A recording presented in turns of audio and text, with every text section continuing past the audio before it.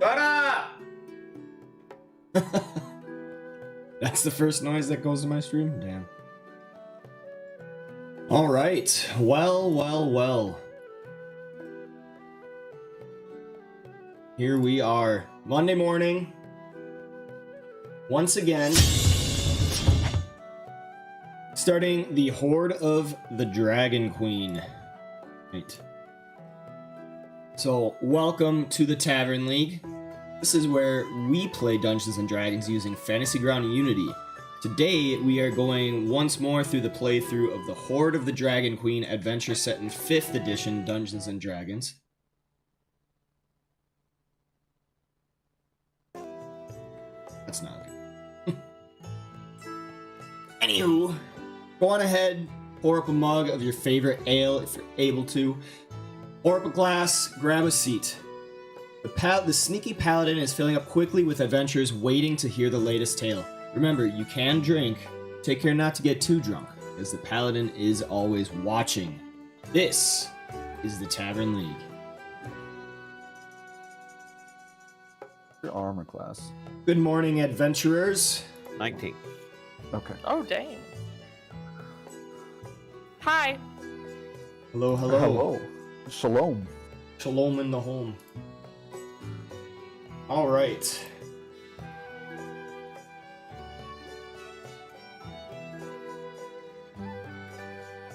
Where are we now?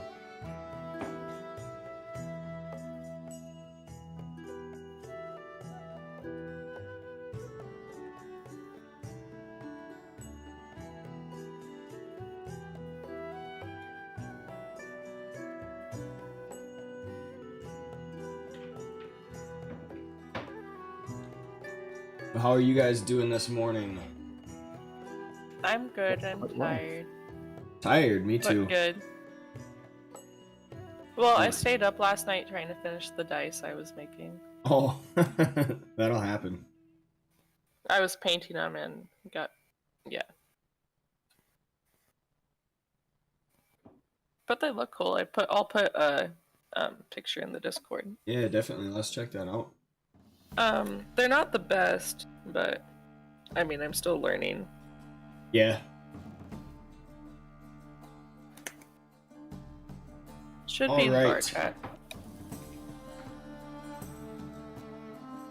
Some of us are like super low. Ooh. I like it. Did it help?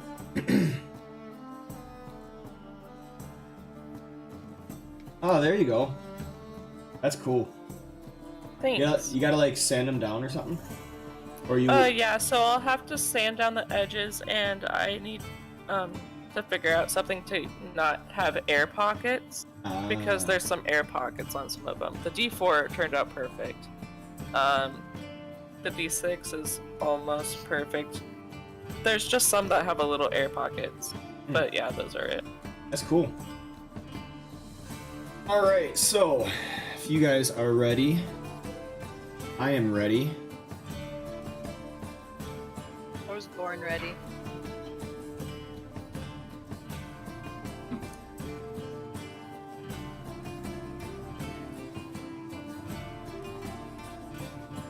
What's an instance where you would use animal handling? Let me Riding a horse. Well, I have Oh, a +4 for animal handling, so I was just wondering. So if a bugbear jumps out of a tree line and you're riding down the road, the DM may say, "Give me an animal handling check to keep from being thrown." Exactly. Oh. Yeah. Certain instances, like that. That's a perfect Or example. driving a cart, or Having Greg with me. Yeah. Greg. Okay. Usually, if you're trying to train a pet or for a certain task, you'd also roll animal handling to try to teach them. Yeah. Like I if you want have to try to get a if, hawk. like if you have a dog companion trying to teach them, sit, speak, Oh, roll okay. over, etc. Then You can click on the shield on your character sheet, and it brings up a little description of the skill or the, whatever. When my dice wasn't working, where I couldn't just roll it in chat, remember that time? Yeah. I figured out why. Was that? I was clicking the shield and trying to drag it into the chat. Oh, yep. That'll be why. And I was like, air. Why air? And then I was like, oh, I'm this dumbass. Happens to the best of us. All right, ladies and gentlemen. Thank you for tuning in once more. And today, we are joining once again this crew of heroes on their way to Waterdeep, for they have joined a wagon caravan that they know contains some cult members from the Cult of the Dragon. They have managed to get themselves hired on as guards and sergeants and some personal bodyguards to the many merchants that are joining this caravan. Making their way north in pursuit of the cult because they are trying to find out as much information as they can, the reasons why and the motivations behind the Cult of the Dragon as currently, as well as where this Castle Neritar is. They know is in the Mere of Dead Men. So now they have just begun their journey, just leaving the gates of Baldur's Gate. It is dwindling in the distance. And now they're traveling to a region called the Fields of Dead, which is a difficult area to go through and traverse, for it is filled with barrows and mounds of battles long ago fought.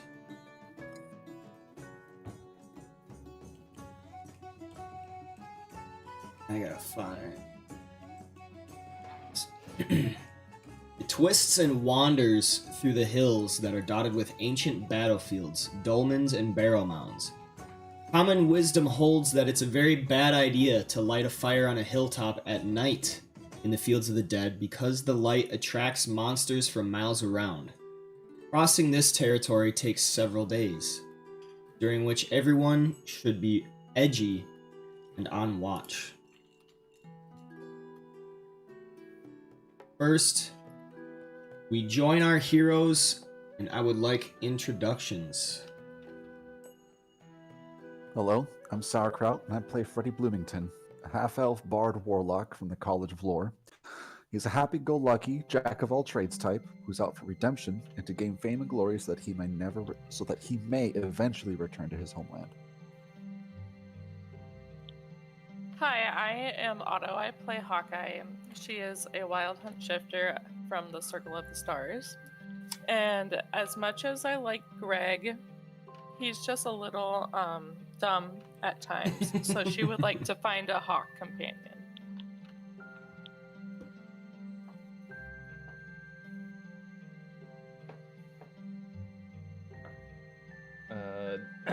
Sorry. I'm John, and I'm playing Nock Gravelskin, a half-orc Path of the Beast barbarian who was adopted as a child by a dwarven family, and he's currently working through when it's okay to use those bestial claws to gut people.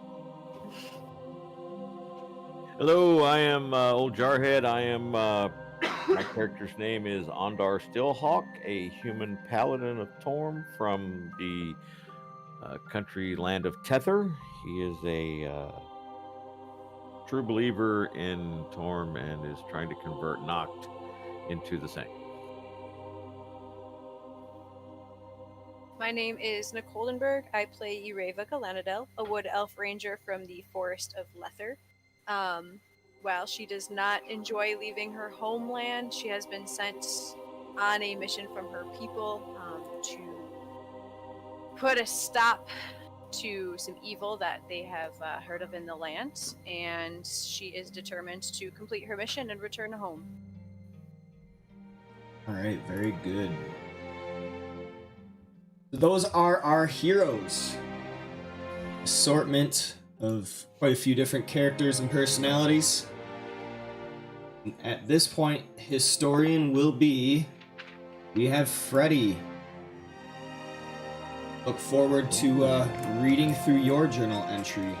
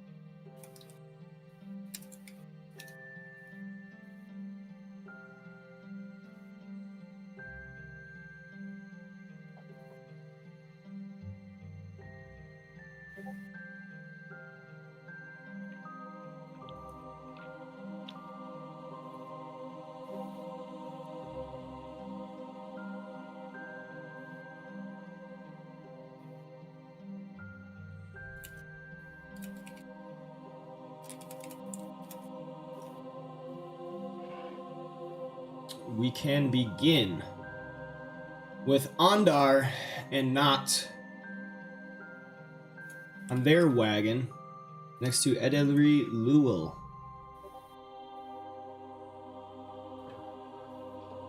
Shortly after leaving the sights of town, he doesn't seem very much like a talker, very business-like and formal, just tending to her wagon.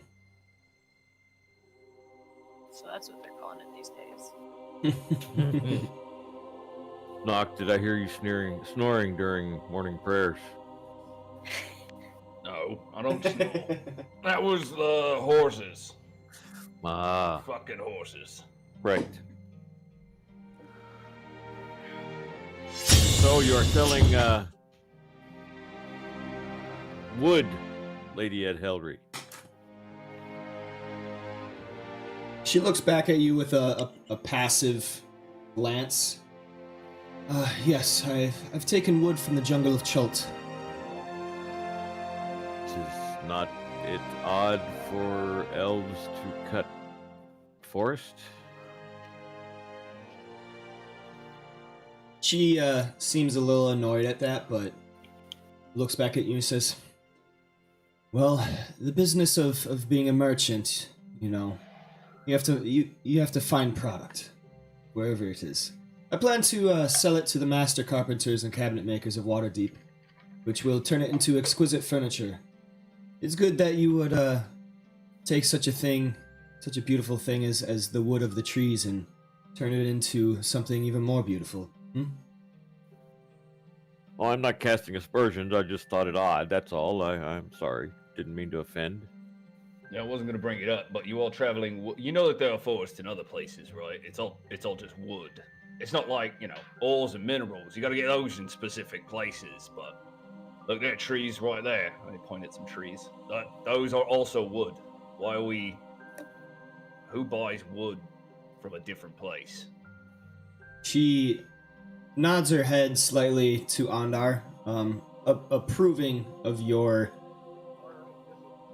apology, and then she kind of laughs at Noct, like, "Have you ever seen the wood from the jungles? It is quite different, I assure you." And then she leans back over and takes a piece of the tarp and opens it so that you may look inside at the wood. Inside, yeah. So inside, you can actually see that the wood is quite different.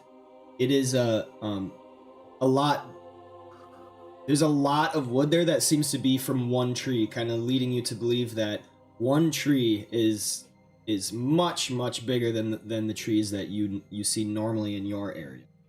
It is also of a much richer. It's much richer in its texture and everything, and it's a lot tougher. So whereas the trees that you see now, that's your base of normalcy, you actually notice that this you may even be able to use as like a shield, just one chunk. Not your typical broadleaf there, huh? No, surely. This will fetch quite a price. Then we must ensure that your inventory is delivered. And she flips the flap of cloth back over and says, "Yes, that's what I'm paying you for."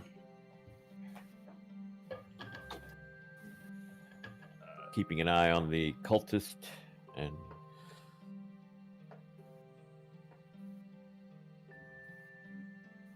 talking to Noct about general Tormish things. Tormish things. Trying to instill in him the beliefs and pass on to him the code and the precepts of the code of Torm. Are we not separate, because that makes it sound different, but like, is there a big gap between caravans? Like they kind of space themselves out? It's not a huge gap, but there would be like a noticeable like distance between wagons. Okay. Not for any real reason, it's just kind of how it happens. Gotcha. Just to Ondard, so that it doesn't come across as insulting as it is. I do kind of like ride slightly toward him and under my breath say, "You imagine how upset you would be if they came to rob a caravan and it was full of fucking wood." And then I write back, "He does not respect this wood thing." If it ain't gold, it ain't good, baby. Well, the people will pay gold for that wood. That's the strange thing about it. I don't. I'm sure you can sell anything, but like if you're a bandit and you do all the work to fight us, and then you like have a big bunch of wood to sell. I understand what you're saying, but she's a merchant, not a bandit. She's collected this exotic wood. She's going to sell it for gold to someone who will take that one stick of wood and turn it into a table or two or three and sell those tables for gold. I'm not going to have an economics lesson with you. We both understand the economics of the situation. You're the one giving out gold every fucking day. Right. It's more that if we get attacked and we get to kill a bunch of guys, like how pathetic is that going to feel for them when one of them gets in there and it's like, great, fucking wood. Right, I understand what you're saying. I do. I don't mean to disparage you. I'm sorry, my friend. It's enough that I kind of hope a bandit comes so we can show him, look what you did for wood. You idiot. You robbed the wrong wagon. Your friend lost his head and you got this piece of wood. Ondar genuinely laughs at that and says, "Yes, that will be fine, yes. Show him the wickedness of his ways, right? Not only that, but look, you died for nothing." Yeah, that will be definitely fun. Not for the men we murder, though. Well, murder is such a strong word. I mean, just because it's okay for us to do it because of Torm, right? If we kill him because it's... Is there a better word that when we kill him for Torm? Is there like a word that we like better than murder? Justice. Okay. Well, you can arrest somebody and it's still justice. Well, it's just not as accurate as murder. He does say to, be unyielding in your struggles against evil. And if we kill him for Torm, can I say that I smited them? You may. You may. I will use the word smite now. You have delivered quick, painful death to them for their injustice. Make sure it's painful. I've never been decapitated. I don't know how painful it is. Well, then just smash their head. That's got to hurt, wouldn't you think? I have hit my head very hard, so probably.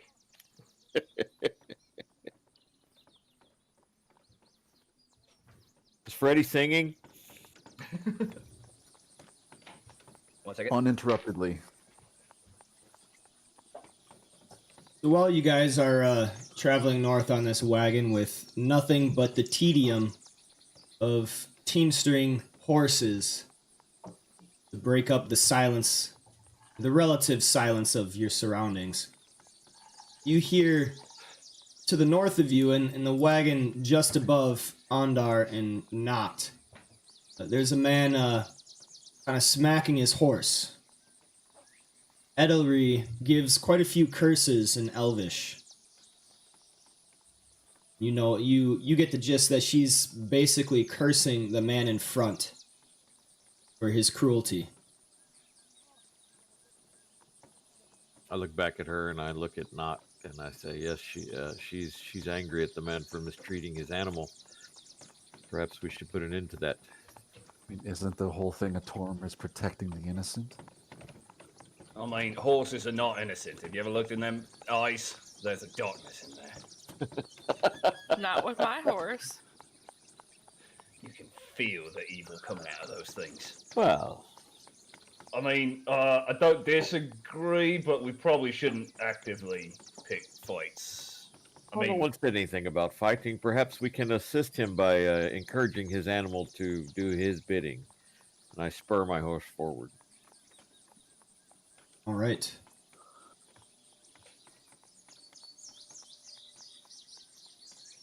You guys see the map, right? Yeah. Okay. I didn't know if we were. Yep, we are on that map. You Is it see the smiling male half elf that's beating his Yes. horse? Okay. Then I I'd shall say move forward. relatively close, like maybe here, just slightly, so that I'm Let's not go gonna go as far as Ondar does to stay close to the caravan. Go intrepid forward. All right, Ondar, you spur your horse forward a little bit faster to catch up. Upon reaching closer, he's not quite beating the horse, but he is definitely whipping it a little harder than he probably should. And it doesn't seem like there's any particular reason for him to. You do see that there is an open bottle right here next to him that he's taking quite a few pulls every once in a while. Not swaying in his seat, but just kind of lounging. Every once in a while, taking his whip and slapping the horse for no reason, because it is already moving. He's humming to himself. Well met, friend. Well met. And then he sets down the whip, and then he takes up his jug of whatever, and then raises it to you in salute. Says, care for a toast with me? Surely. Well met. And then he turns around, fumbles through some of his stuff, but nevertheless comes up with a few wooden cups, takes one out, pours the drink out, to which you see it's just ale, regular ale. Then he hands one to you and he says, I am Bade Seshapol. What is your name, friend? I am Ondar Stillhawk. Well met. Well met. Then he hands you the drink. Then he takes a swig from the bottle himself. I take the drink from the cup, and I do the little salute thing, like toasting, and I drain the cup, and hand it back to him. Thank you. It's fine ale. I hope it's fine ale. It is pretty good. It's not like absolute top shelf, but it would definitely fetch a price in most any town. And even though, from your own experience driving caravans, selling alcohol from city to city is not quite the best business venture. For every city surely has their own alcohol distilleries. Nevertheless, he is doing so, which seems kind of odd to you. It's not very lucrative, you could say. What's his name? Babe? What's his name? Bade. Oh, I should Bade Seshipol. Ah. Hey, what's up, So, Master Crocaron? Nice to see you. Seshipol, what are you, are you transporting ale, it appears? Yes, and then he turns around, displaying his arms. He's like, "This is my fine inventory. I have quite an assortment. I sell it across the road on my way. I figure there could be quite a few purchases along the way to Waterdeep." And you hope that this horse of yours will make it all the way to Waterdeep, yes? Ah, surely. If there's any troubles, I have my ways. And then he kind of taps his whip. I noticed, and so did my employer back there. She's an elf. I kind of lean in and kind of get conspiratorial with him. He looks back and sees the elf, and there's a little smile playing at the corner of his lips as he leans in to hear what you have to say. She mentioned that you were, well, not unattractive, but your treatment of the creature detracted from your attractions, if you know what I mean. Ah. And then he has a wry smile, looking back conspiratorially at the elf. Make me a persuasion check.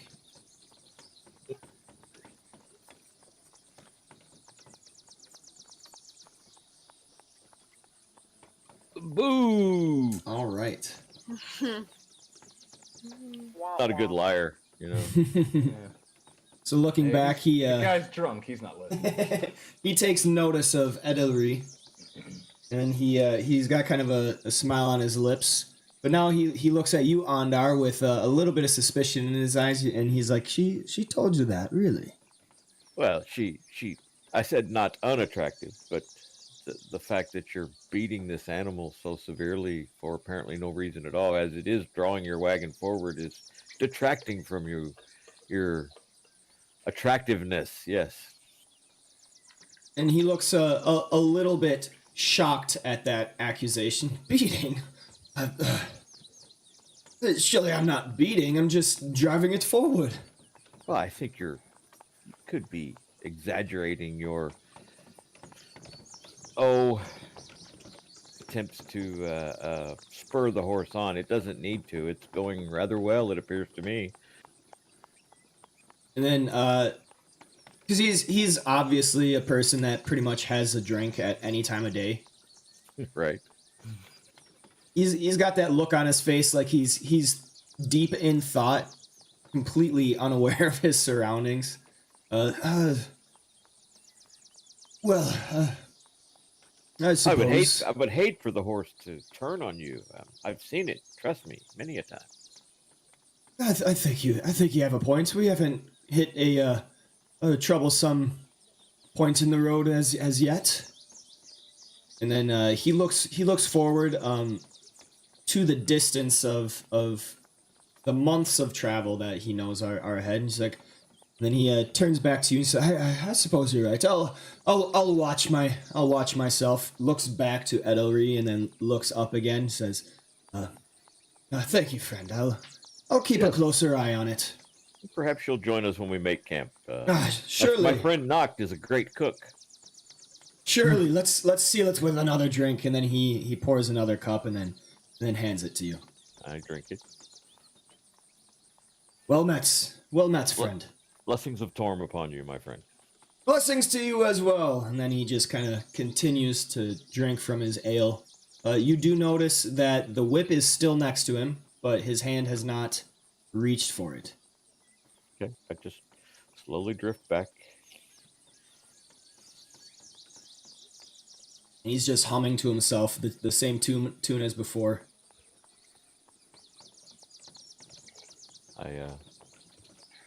I just look at that Hellray and I say, he seems to be fond of you. That's oaf.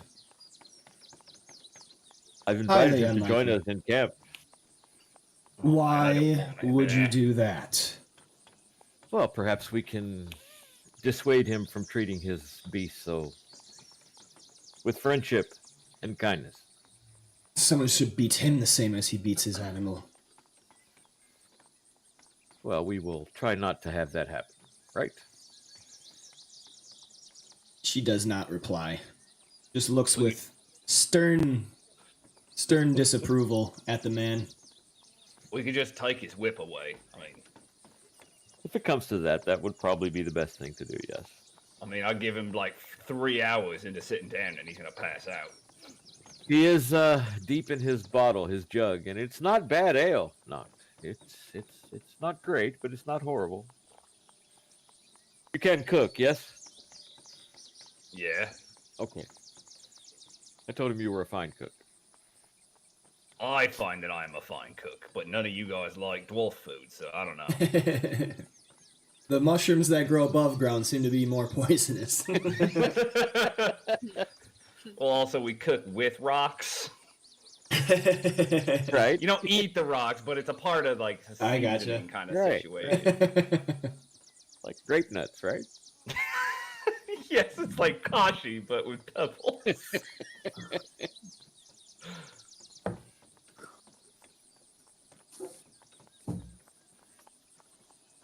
So just continue looking around and making sure nothing's unwarranted is happening.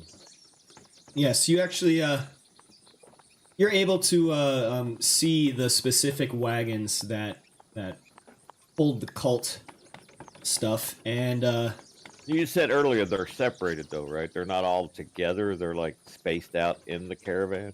correct. They're not all together in one.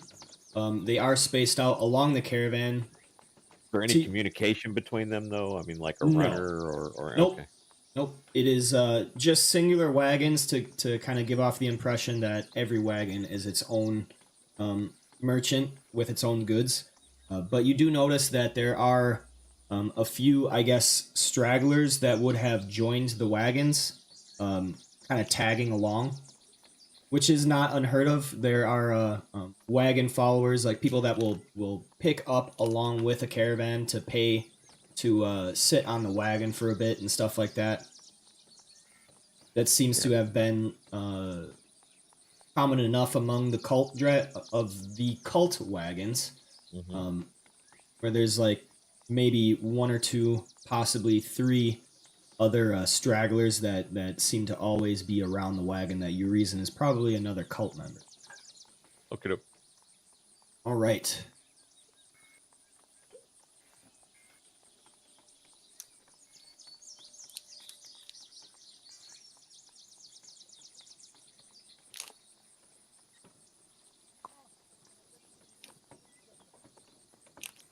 Well, map.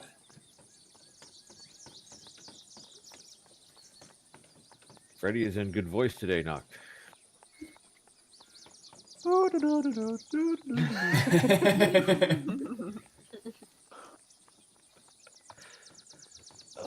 Yeah, I suppose. There it Like is. Yeah, that. now we've got it. He didn't seem like he was really giving his all for a minute there, but he has been basically singing non-stop for days now. That guy that hired him, he won't give him a break. He's gonna throw that voice right out of whack.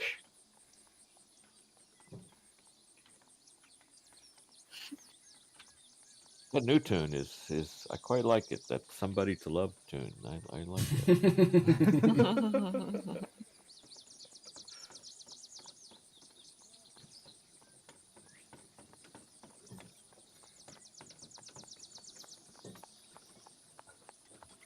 Right. So we join the other area with Freddy, Hawkeye, and Ireva following closely behind Samardag the Hoper's wagon with his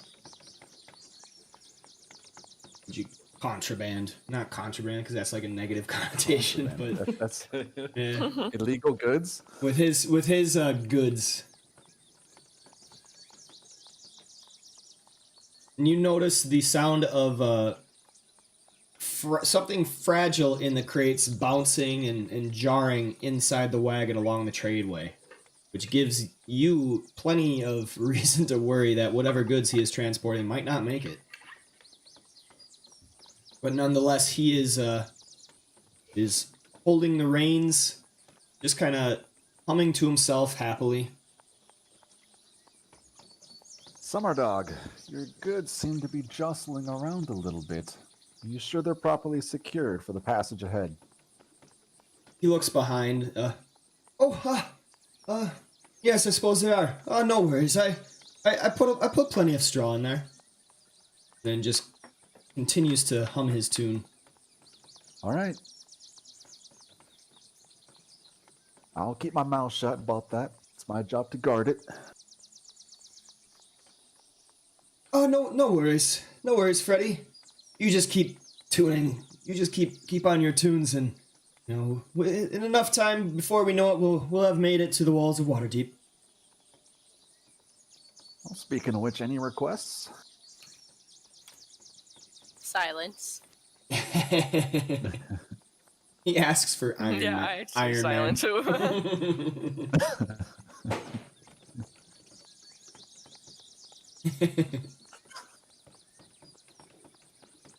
Might be nice to actually hear the birds singing for a little while. Hey, Greg has a nice voice.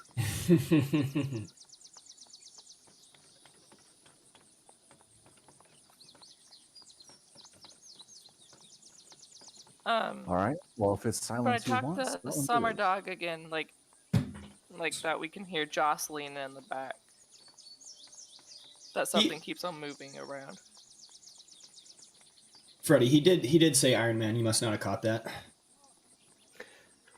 Oh no, I didn't catch that. Said it. Down.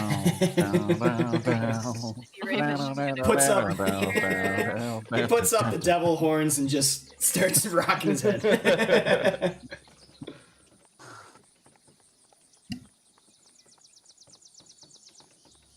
The whole time, though, while Freddy is performing, he's still keeping an eye out. Like, it's not that he's just head in the clouds, bithering about. Yeah. He was paid. He was paid to do a job. Between Freddy singing and my uncertainty of the goods in the cart, I kind of just stay right on the edge here, so that I can still see the cart in case something does fall out, but out of the direct path of debris.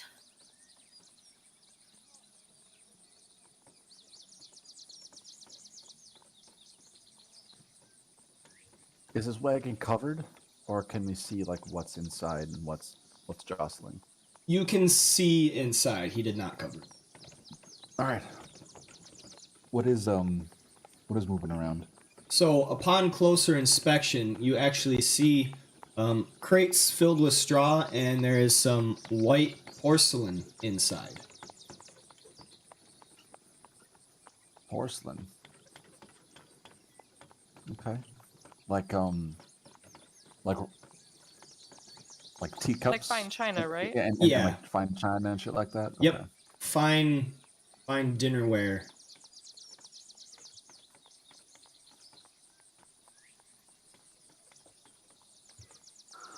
Summer Dog, hell, I'm no expert, but those goods look mighty fragile. Are you sure that you put enough straw in there?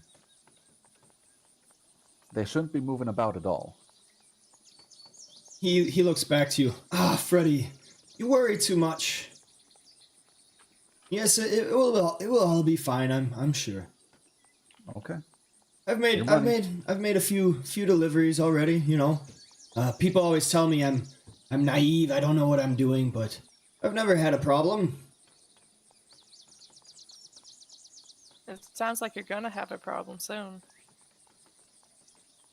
Oh, easy there. Okay. Yeah. He laughs. He's like, everything will turn out fine as long as I have friends like you on the road. You'll take care of any issues. I'm not worried about it.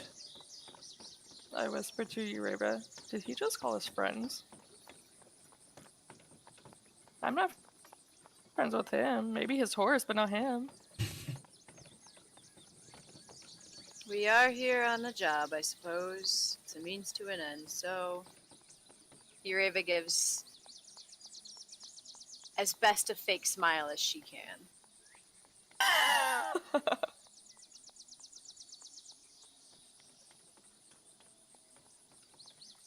Freddy gets back to playing then.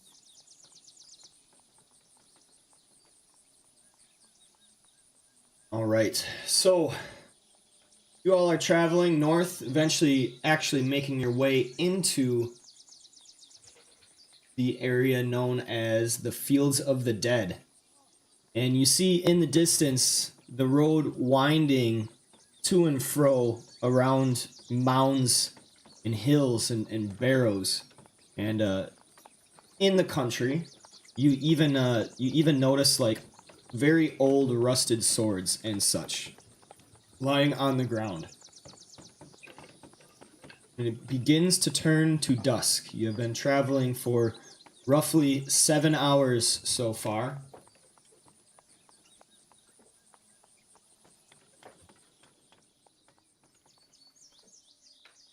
And after some time with dusk coming down, you actually hear some worrisome noises coming from the north, and the cult, or the caravan, actually halts.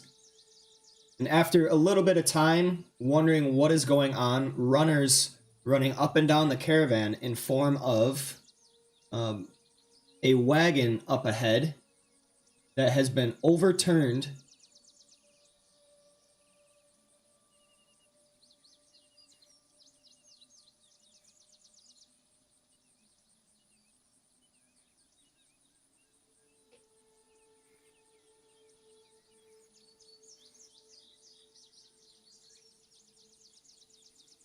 A wagon has been overturned, stranded in the road with its draft animals dead. And there are figures seen sheltered underneath the wagon with crates dragged between the wheels for cover.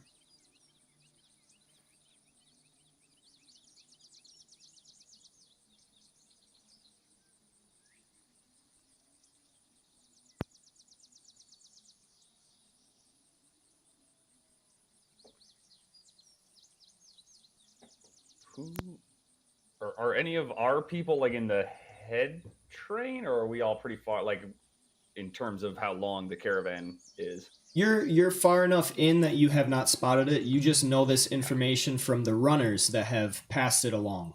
And they are basically trying to figure out what to do because they don't know for sure what's going on. They see it far enough from a distance that whatever is going on they are not involved in, but they can still see the figures trapped, not trapped, but like underneath the wagon. Sorry, my wife Should we was go talking check to me. it I out? missed that. What? Someone's trapped under a wagon? The runner Yeah, responds. so there's a caravan up there. The runner responds, "Yes, it seems that there are some stranded folks hiding underneath their wagon from something. They might be assaulted by some yet undetermined creatures." I'll spur my horse forward. Come knock. Out of habit, Ureva is just gonna pull out her bow and arrow. Right. And look to Freddy. Say, well, we're supposed to heed your word.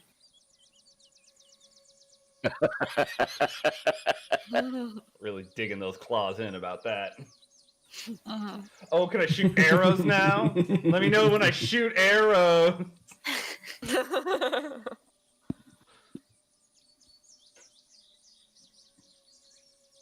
I move ahead. Yeah, I'm going with him. All right. The closer you get, you actually see that there are some hobgoblins spaced out, raining arrows and crossbow bolts from a distance. Make me an insight check. Those two Who, are all all of us, or Anyone. So this is I'll this cast is a guidance on my... Oh, so, never mind. okay. You So can't do this this is more of a passive call. So guidance would not apply for this one. Where's guidance again? God, we are all. Well, no, Freddy figured it out, but everybody else is like, Oh, no. Freddy did insight. the Sorry. thing.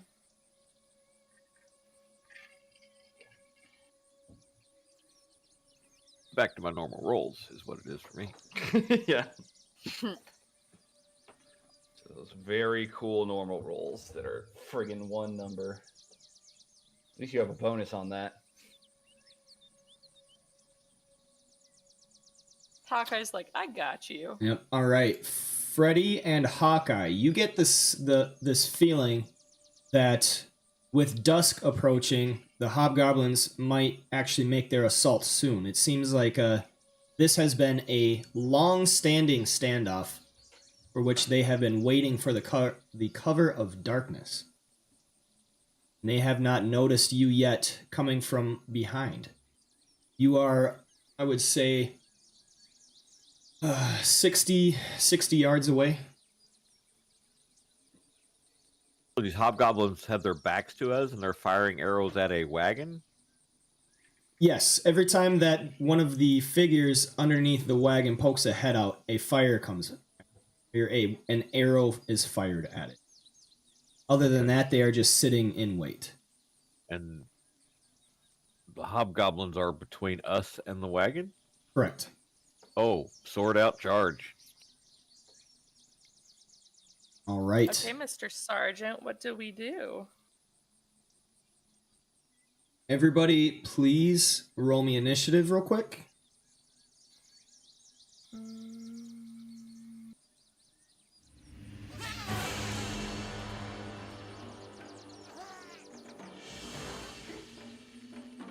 Well, at least I got a bedroll out of the way with this. Hawkeye's rolling good today. Just wait. Don't you jinx me. Oh my gosh, this battle music again. Yes, I'm so happy. Oh, I need to turn it up. I don't know why, but I just love it.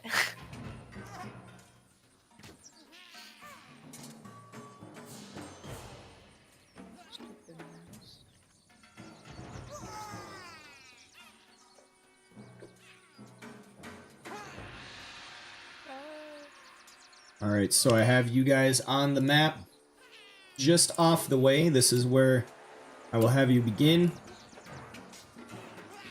Everybody may put their token anywhere they wish within the square that I just made. I just realized I was muted. I was Oh. gonna. I was talking I about just it. sent you a message, and I'm like, "Is everything okay?" Because we're trying to ask you what we can do. Yeah, no, I said I misread the situation as well. I thought they were like off to the side, like setting up an ambush for the caravan, not like actively engaged in this group. So yeah, So, Ryan- I said spur forward. You want us to move our tokens? You can put them anywhere you want Anywhere, within okay. that square. It's in our Oh, starting perfect. zone. Yeah, I'm gonna stay here because I'm gonna stay behind the fools and just shoot. Oh, that's a good idea. I'm gonna stay here. That is pretty much what you're paid to do. Is not get stabbed, Yep. but do shoot arrows. That's Yeah, what do I'm the here stabbing. for. We don't All have right. a- We don't have a lot of healing, so So as you guys are spurred in a charge forward to take on these hobgoblins, they turn to realize that there is danger coming from behind. We begin with Hawkeye. You have received initiative. Alright, folks. Let me... Oops, I'm getting the... Damn it. Combat checker up, sorry. I will... find the map that I just put down. Okay, there we go. Alright. So, Hawkeye will use... Let's use...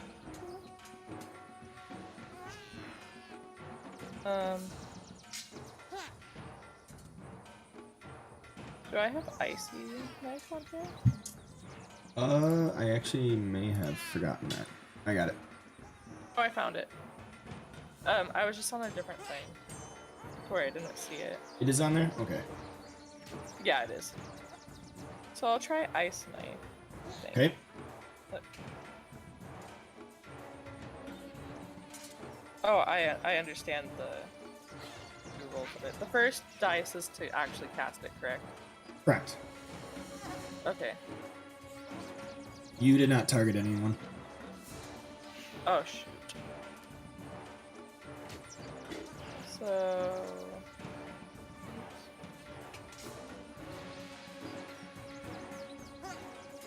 Control click, right? Yep, there you go. Hobgoblin 5. Oh, I wanted top. Is that good? That one? You wanted 4? Yeah. Okay, there we go. I will use that same.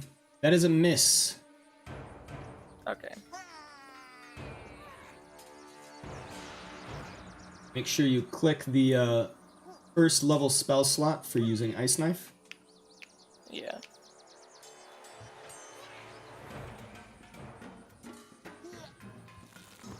And then stay where I am.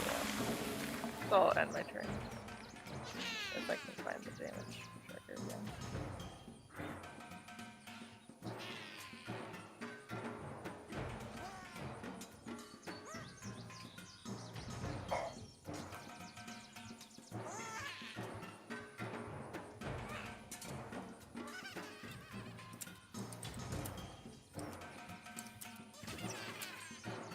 All right, Hobgoblin 3 is going to shoot a longbow at Ondar, They do that. and he hits. 7 points of damage. Hobgoblin 6 will shoot a longbow at Freddy, and he misses. That's right. This Hobgoblin will retreat back. If I can get it.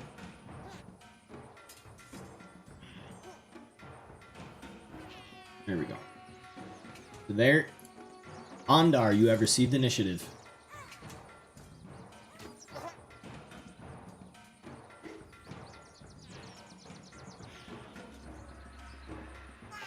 We can't hear you if you're saying anything. Oh, it's because you got to push the button. Yep. Ondar will It's ride. tradition. He will ride Intrepid to there and dismount to there using half his movement. Okay. He will look at Hobgoblin 5 and grin. And he shall swing his longsword at it. Or is this Nox longsword? I'm not sure. The longsword that he has in his hand. The one he is wielding. That And is he will, a of course- miss. He will, of course, miss. But he will then try to shove him with his shield. All right. Shield bash.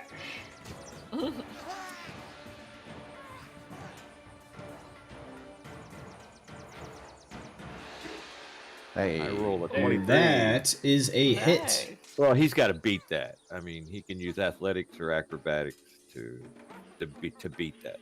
Okay.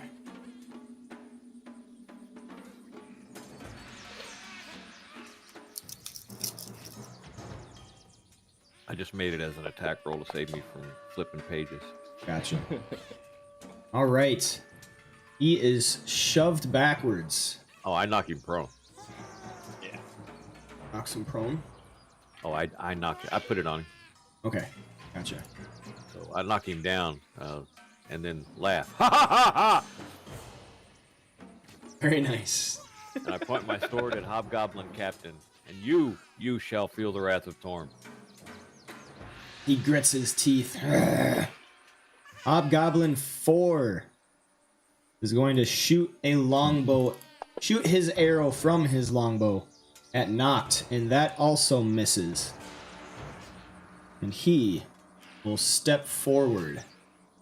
Hobgoblin 5 will stand up from prone, taking half of his movement, and he brandishes his own longsword as he steps forward to Ondar, attempting to erase his embarrassment. That is a hit, Man. dealing 8 points of damage to Ondar. Noct, you have received initiative. Alright, he can hold out for a little longer. I'm gonna move. Yeah, I'm good.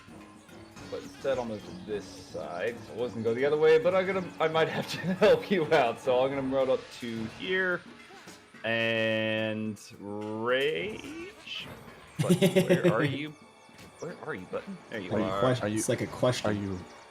Are you questioning your rage or? Am I What? really bad? No. I'm gonna why rage so angry? for. Actually, I'm gonna take. He's not roll angry, a, he's just really disappointed.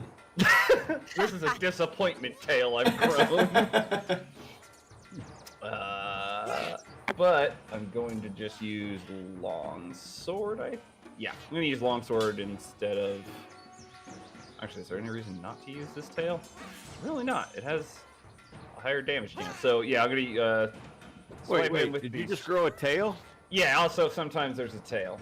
Oh. Yeah, you all see as It's very nonplussed to Noct right now. He's done it a few times Yeah. in training. you all But maybe you see didn't see the tail. as Ondar begins to froth at the mouth in his rage that you know he does in every battle. Suddenly, his arms get a little more hairy, his muscles swell to a size that you haven't seen before, and a tail sprouts from between both of his legs.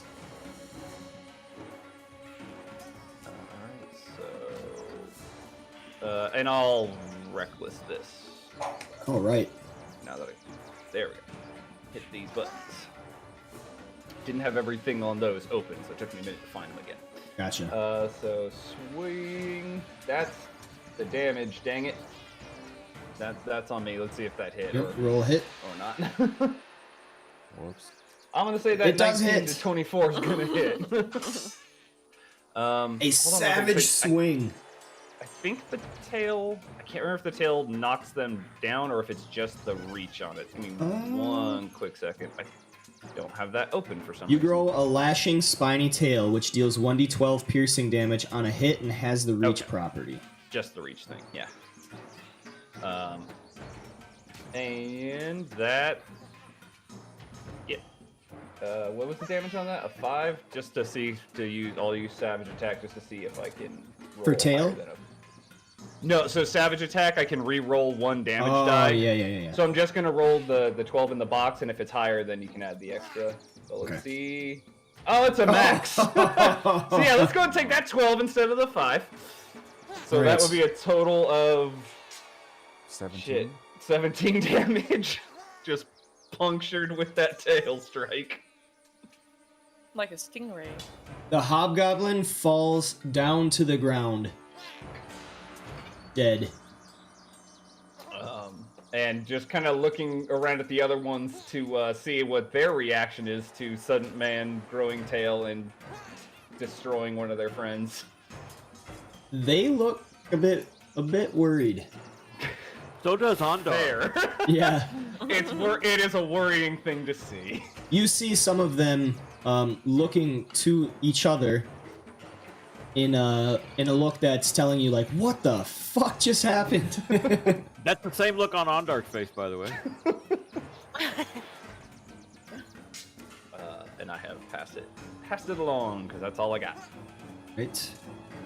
By the Royal Fury, what was that? Oh, sometimes I can have a tail. It was disturbing the first time I did it, but I like it. It's No, a good it- fashion statement. My friend, it's disturbing every time. The hobgoblin captain shouts something in goblin, pointing in Noct's direction.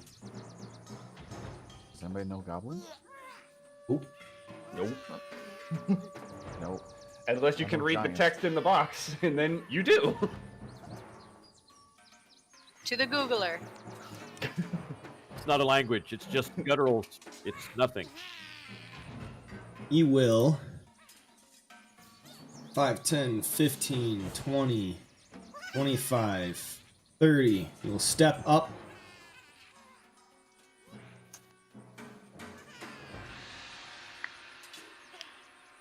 He will swing his great sword twice. First one hits. Oh man, just tight. Just tight.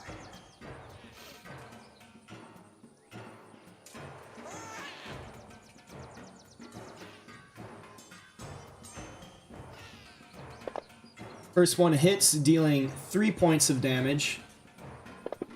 The second attack also hits, dealing 5 points of damage. Big man. Guard 2 is going to come out. 5, 10, 15, 20, 25, 30, 5, 10, 15, 20, 25, and he will challenge Hobgoblin 2. Freddy, you have received initiative. Freddy's got his rapier out and moves up here next to Ondar. You now notice that Freddy has changed gear. He is wearing a slightly heavier armor this time around and a shield. Ondar looks at him and nods. I enjoyed your songs today, Freddy. Thank you. That is a miss. Songs aren't enough to Sorry to defeat these distract you. goblins, though. And that'll be it. All right. Guard 1 will also step out. 5, 10, 15, 20. That's 25, 30, 35, 40, 45, 50, 55 with a dash. Ireva, you are up. All right. Since the captain moved a bit closer to me, I now target him. I'm going to activate Planar Warrior and shoot at him with my longbow. All right. He kind of fucked up. Yeah. Oof, that is a miss. Okay. Oh, Oh. Guess he gets a pass. this time. This time. All right, and I stay where I am, so... Soon we'll all be firing second arrows and second sword cuts. Not all of us. Oh. All right, well, yeah, not you, but you have magic. So fuck hopefully. you. All right. Guard 3. 5, 10, 15, 20, 25, 30. 5, 10, 15, and 20. The dash, the noble, will stay underneath the wagon. Hobgoblin 2 going to turn, make a longsword attack. Try not to get yourselves killed, gentlemen. And he misses. See, Which I will helped. take us to the top of the order with Hawkeye. Alright. I'm gonna try Ice Knife again. Right? And then but on Hobgoblin 6.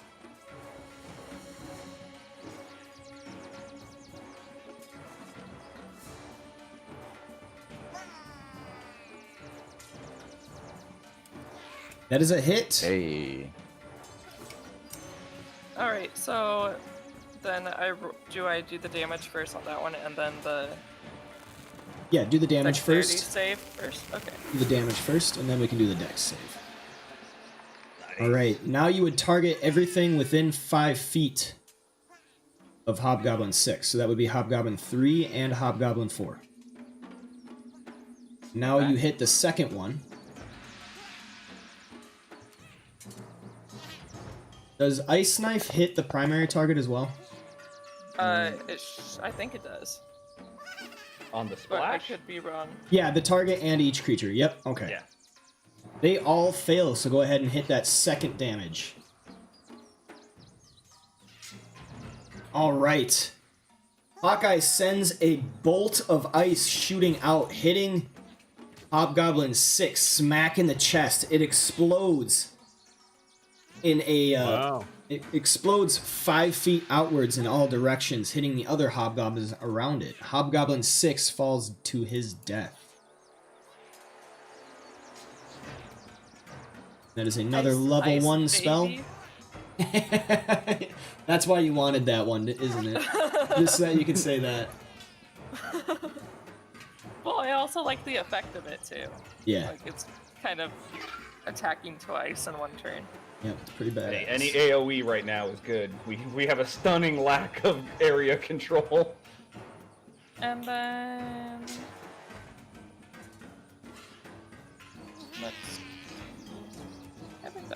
I think that's everything that I necessarily want to do.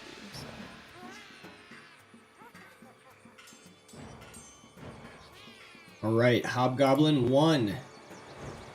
Oh, Hobgoblin 3, I should say. 5, Well, which one is 10, 15, and 20. He is going 6 to is dead. make a longsword attack at Noct.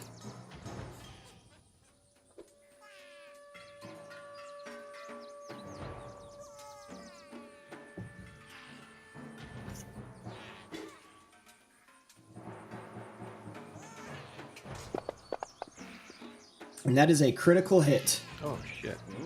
Oh no. Nah, he's resistant. He's cool. Yeah, 5 points of damage.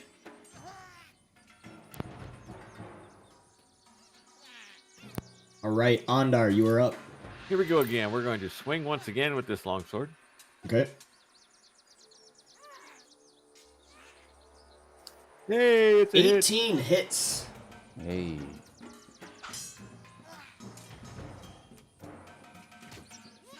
And we're once again going to attempt to shove him down with our shield. All right.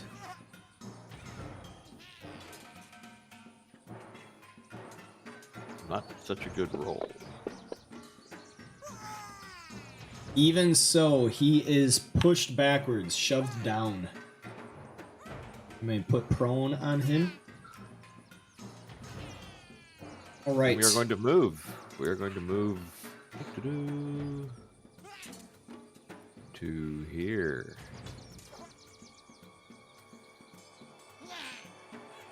My turn.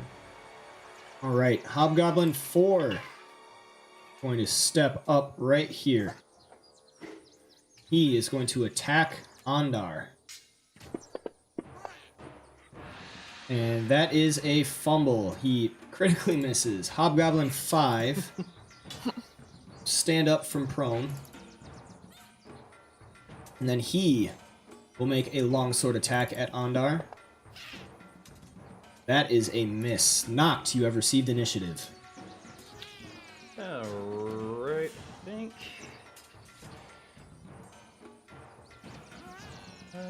No, okay, yeah, I'm gonna go after the captain. With.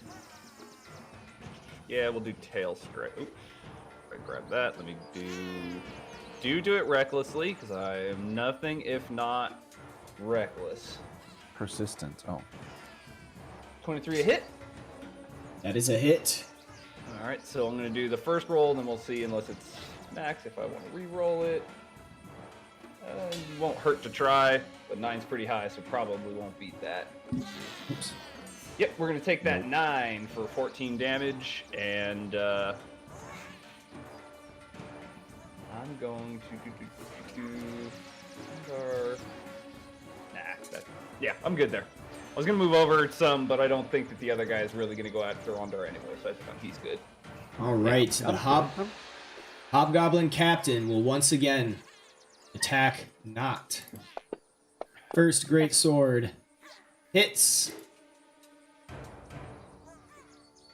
And you see this is swung with a lot more behind the attack. He's got that fucking backup. Yeah. Yeah. Dealing 15 points shit. of damage. He will Enough of that shit. swing. He will swing the greatsword once more. And this misses.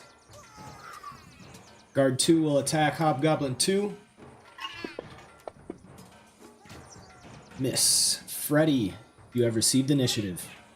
Alright, Freddy's gonna move up here and target Hobgoblin 4 using Green Flame Blade. Holy He gets to shit. makes a normal attack roll, That is a and miss. unfortunately misses. Yeah, frustrating. And he's not gonna use any bonus actions, so end his turn. All right, guard 1 attacks. Thrusts his spear out, missing. Ireva, You are up. Use the pointy end.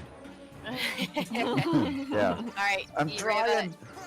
is while still aimed at the captain, is going to once again activate Planar Warrior and shoot her longbow. Oh my lord! Oof. Oh my gosh. That is an automatic miss. Oct, get out of the way! This is what happens when Freddy sings all day. He's not targeting for you. He's not telling you who to shoot. That's the problem. Unfortunately, yeah. Direct your fire.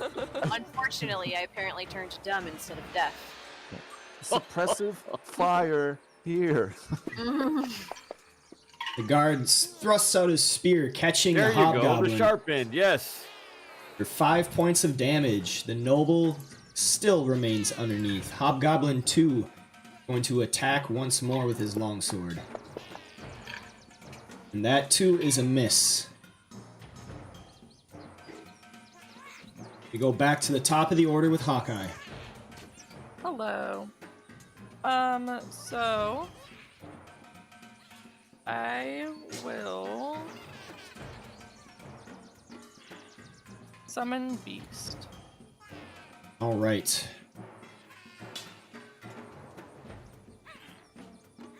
What are you summoning?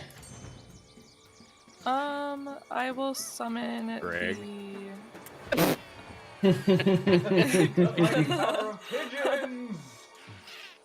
I have to pick one of the bestial spirits, right? Yes. So I'll pick land.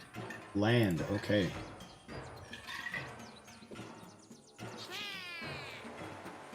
I think I do that.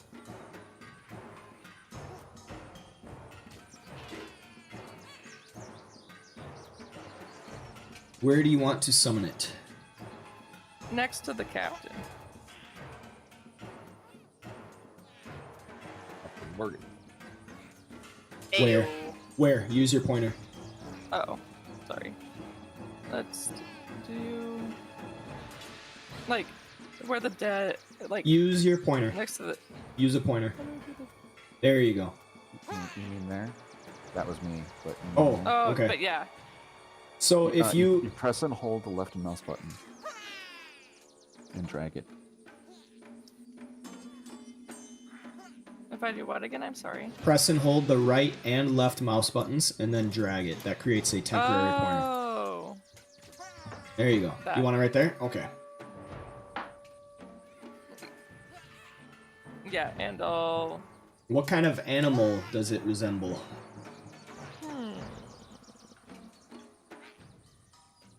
Pepe Le Let's Pew. Let's do a wolf. All right.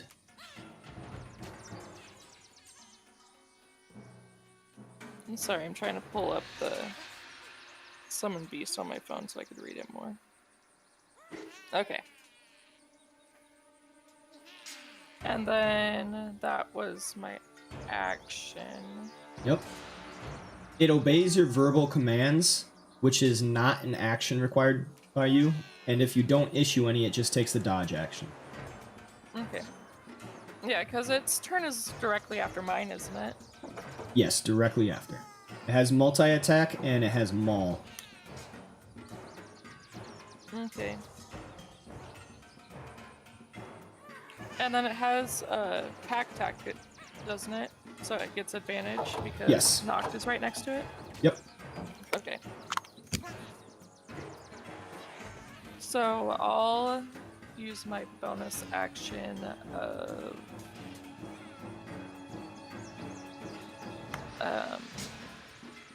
healing spirit on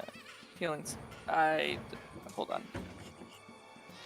Yeah, that's a bonus action. So I'll use heal spirit as my bonus action. Okay. Where do you want that to be? Go ahead and make a pointer for that. So right click on the map. On the top left of that radial menu, there's the arrow pointers. Click on that, and then you can draw a square for wherever you want the healing spirit to go. It occupies a 5-foot cube you can see within range. Okay.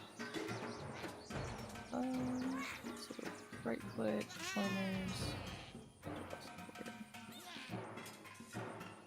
Sorry. I'll put it. You know what? You can't cast 2 spells in the same turn as much as I Oh want yeah, that that's healing. right. That's right. Okay, so you can only cast Oh, I one. You can only cast one leveled spell. Yeah, you can cast cantrips if it's a bonus action, but Thank you for reminding me. I okay. did forget about that. yeah, I would love to Then have I'll that take- heal, but Yeah, I'll 'Cause take off boy. the spell slots then. that hit Okay. hurt. And then is wild shape a action or no bonus action to get out of it? Wild shape is a regular action. To go into a Okay. starry form, though, that is a bonus action. Okay, so I'll do the starry form of Right? chalice. I thought you said starry form of Chad, and I was like, damn, starry form of Chad. Go ahead and Chalice. Awesome. go ahead and hit that effect, so that'll take shape. All right. So you all see as Hawkeye's form turns a little misty and is outlined in darkness like you would looking up to the sky, and there is a constellation on her that looks like a chalice. Intriguing. I'm sorry, but Ondar's still fucking freaked out about the tail on his friend. Yeah. Ondar hasn't Oh, even but the noticed celestial it. being behind you, He's you're a- fucking like chill with. It's just a tail. God. And then He's it's a Saiyan. a bright light in a 10-foot radius. Mhm. But and then Which looks like a cup. yeah, I'll do that next. Anything else? Okay. No, I'll end my turn. Sorry. All Tis right. the Grail. The bestial spirits will take the dodge action. Yeah, you gotta tell that thing to do Oh stuff. shoot. I accidentally closed out the map. Click on your icon Oh, there we on go. the top of your character sheet.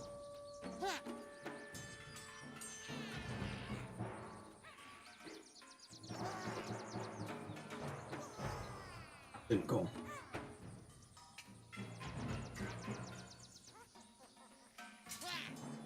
Here we go. Okay. Hobgoblin 3 is going to attack Noct once more. This motherfucker. He misses. Ondar, you are up. Ondar is going to swing the sword at Hobgoblin 5. Right?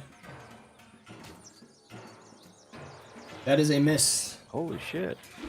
Yeah, He's we going to both attempt to can't hit shove shit. him. How much of that beer did you drink? And when did you make us all drink it? That was a tie. I think tie goes to the defender. I think so. Wait, Does it? Usually No. tie goes to the runner. I'm pretty No, sure. No. I'm pretty sure tie Tie goes to the I think. attacker. 'Cause if your AC is what you have to hit for success, so you do shove him. Okay. All right. So he goes prone. Right. Ondar is going to move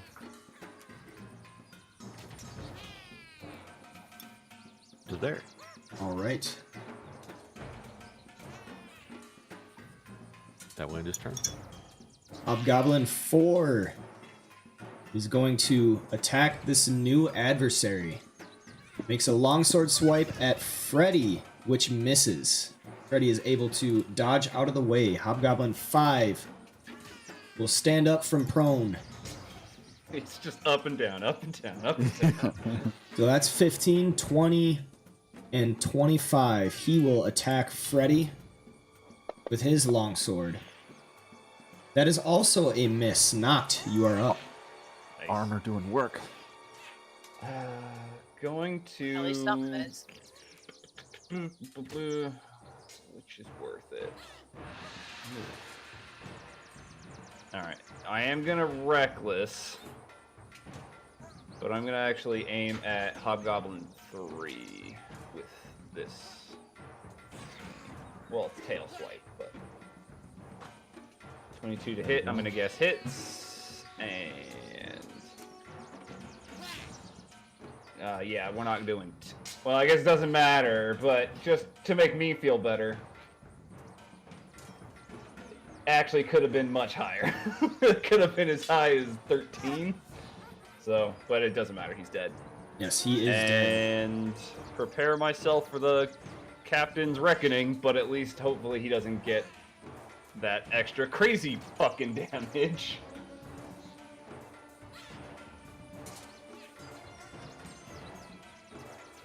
All right, so the Hobgoblin Captain is going to. Let's see.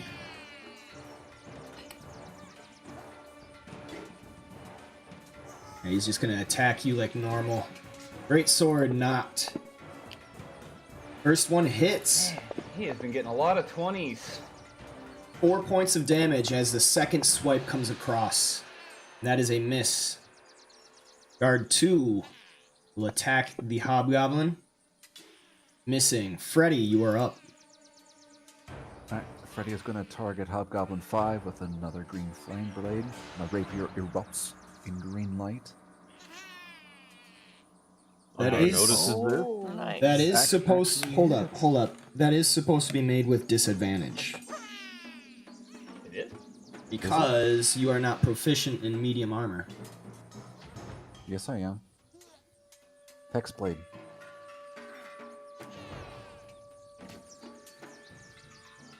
Oh, from okay. That's from the Hexblade. All right, never mind. Yes. Gotcha. Car raises an eyebrow at this. All right, he is down on the ground, dying. And then, by extension, green fire erupts from his body and courses towards Goblin 4. Doing 3 damage to him, also killing him. Very nice. Yeah, Songbird. Freddy will then move here and end his turn.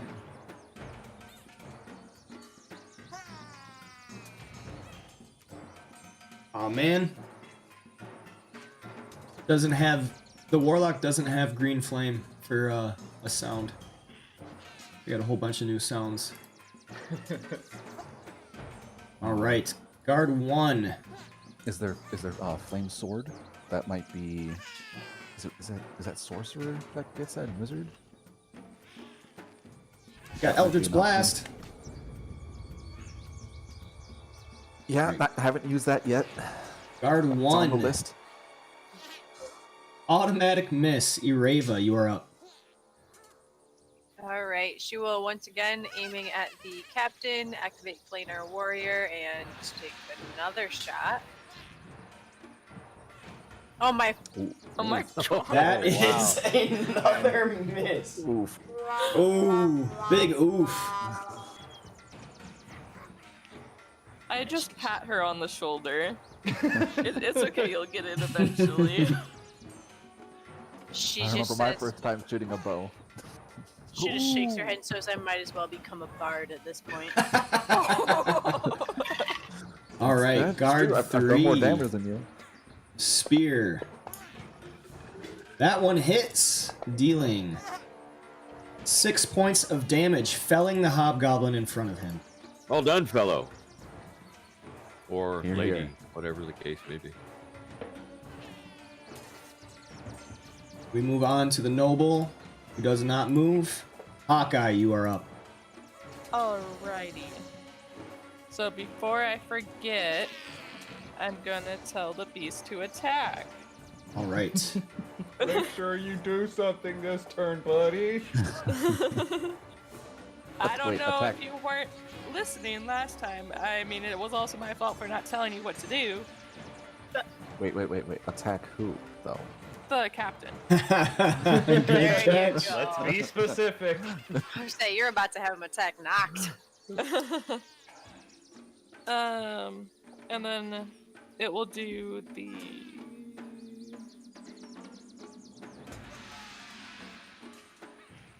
maul. I think it's maul, Yep. right? Yeah. Oh, right.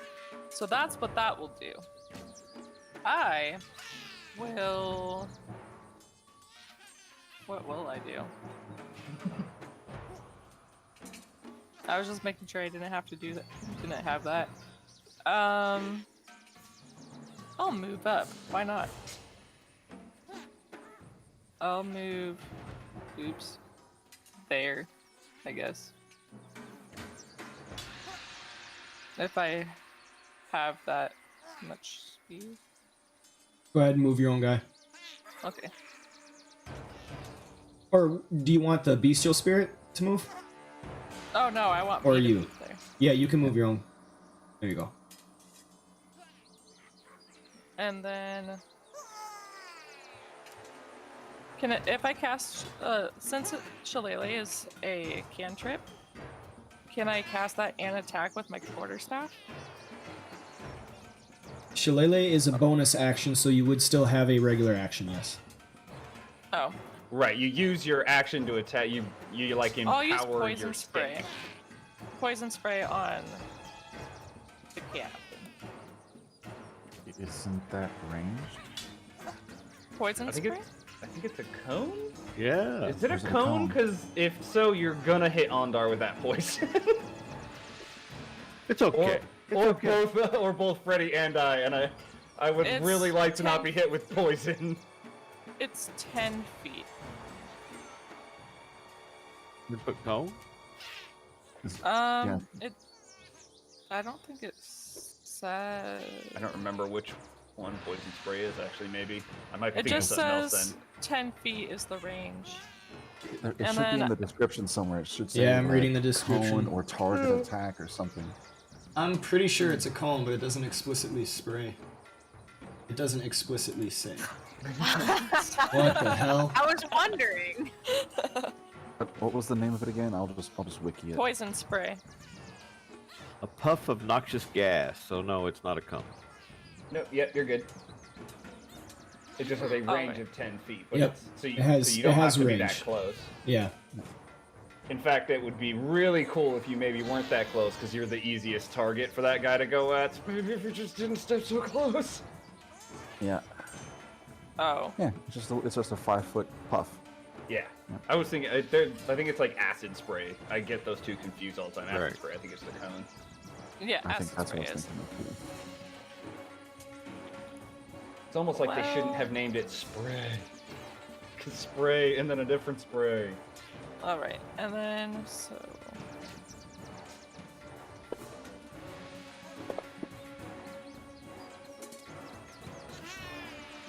So since you are making a ranged attack, when you are right next to him, make a roll again because that is made at disadvantage.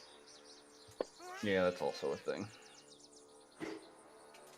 Well, he saved, so Yeah, You say both times. you did save both times. it's probably if it's a cantrip, it's probably no damage. Yeah, it does Yeah. not do damage on a miss. Oh, and if it's a save, there's no advantage, disadvantage. He Yep, just, you're right. He just saved anyway, so Because it's not a targeted attack. It's yeah. a square. And then bonus action. Can I move with a bonus action? No. No. Movement is movement, but you do have 5 squares left. Oh, I do? I will warn you, if you move, Excuse me. that guy is probably gonna try to put that longsword inside you. He may not attack you, but if you move, he is gonna. And it would provoke, so it's a reaction. Yeah, it may be better to let us try to kill him before he can hurt you. Okay, I'll just end my turn then. I'm just worried about that. Granted, he can't do that 15 damage thing again without friends, but he could have one-shotted you. I would prefer you not die today. All right. Yeah. The spirit will He got lunge at the hobgoblin. And I don't think you crit with that attack either. That was just a No. normal- No, That that was is- his. That was that just is his like a- crazy pack tactics thing. Yep. He gets a 25 versus armor class. which is a hit. Good job, Healing. Beast. 1d8 plus 4 plus the levels. Spells level piercing damage. Alright, I'll have to fix some of these.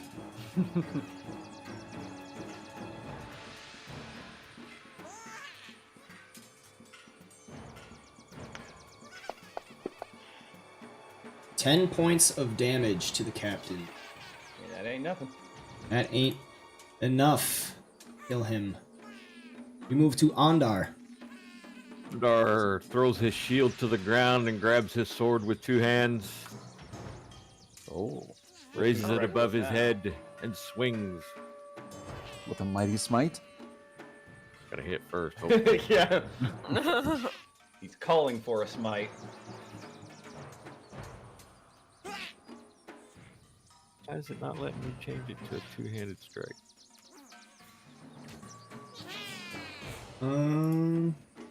I don't know if the actual damage thingy update. Oh. It missed anyway. It doesn't matter. Oh, man. No. Oh, shucks.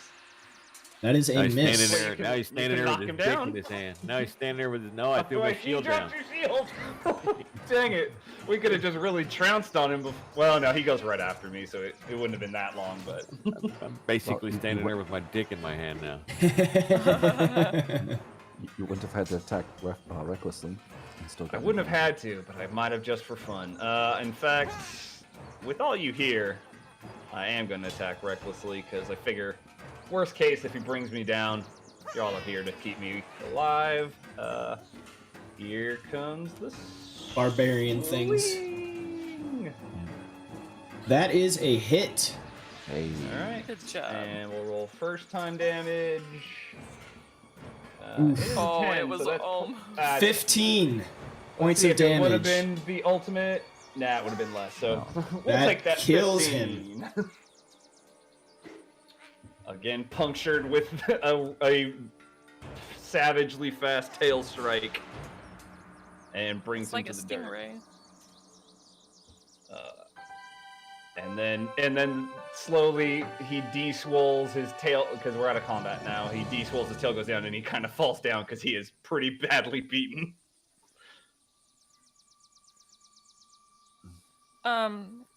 Since we're out of combat, I can do cure wounds, right? Yep. Since I have the chalice, it does an extra, doesn't it? You may not have to. You could just take a short rest and he can use his hit die. Oh, Just an option. well, it's I becoming mean, night. it's like whenever dusk, so we're probably going to bed anyway. yeah, that's what I was saying. Yeah, I guess. So yes, More just catching my breath.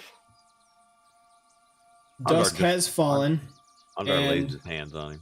Well done, my friend. Dusk has fallen, and the noble comes out from underneath to walk over. Oh, thank you so much. Thank you so much. And the rest of the guards all stand there with some scrapes from the fight, looking haggard. Does he? Is Is he stepping- obviously a noble? Pretty obvious. He has some fine clothes on that tell you that he comes from noble bearing. Stepping over the corpse as I stand beside Ondar here. I know of a way that you could thank us properly. Andar looks at him sideways. Greetings, sire. Oh, if you hadn't come, I'm not sure we would have been able to survive. And the other guards are kind of wiping off the blood from their swords, not saying a whole lot. You get the sense that they are they're seasoned and understand the dire circumstances of what they had just survived, knowing that without a doubt they probably would have perished. I think your friend, your cadre fought well. They fought well. Yes, there's no dishonor there. You were outnumbered Ah, and yes. outpositioned. Ireva will come closer, but still keeps a bit of a distance out of just shame for her own performance. Lady Elf, I think your arrows are over there. Points into the horizon. Yeah, I get the tree line and The noble introduces himself. Name's Osborne. Thank you so much. And he comes and he's like trying to grab you, to shake your hand, give thanks, and embrace you. I allow him, or whoever he's trying to grab. Definitely you, Ondar. No, you are safe. Perhaps you should join the caravan. Where are you traveling to, Lord? I suppose just getting to the nearest safe house, the nearest hostelry will do. Which direction are you traveling? Towards Baldur's Gate or north? I was traveling south to Baldur's Gate, but... Well, there is no safe house between here and there. You are but a day's ride away. You should be safe from here. We passed nothing. We just left there this morning. He kind of puts his hand on his head in dismay. I don't have my horses. All my wares are on this good for nothing wagon now. If I could find a lift to the nearest hostelry, I'm sure I could purchase more. Do you own a wagon, or perhaps an employer I could speak with? Lady Ellery is my employer. I point towards her wagons. Good. Wagon. If you don't mind, me and my crew would love to tag along on the way back to the caravan. Very well. Okay, let's make haste. Men, come with me. And then he gathers up the rest of the guards, and they join you on your way back to the caravan. You did fine, Intrepid. You did fine. Yeah, remount the horse, head off with him. Actually, the 3 guards are going to stay behind. He orders them to watch the wagon.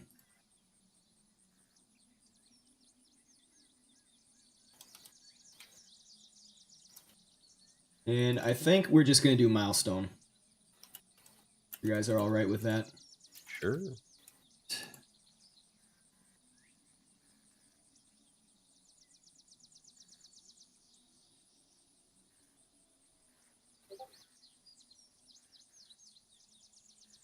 You all are able to go back to the caravan with this noble in tow. Go here. This map. Oh, okay, that's huge.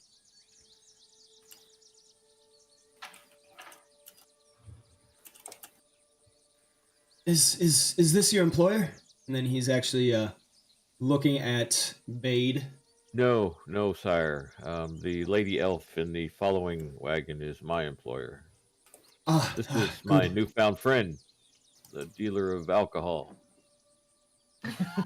He tips his hat. Good day, good evening, sir.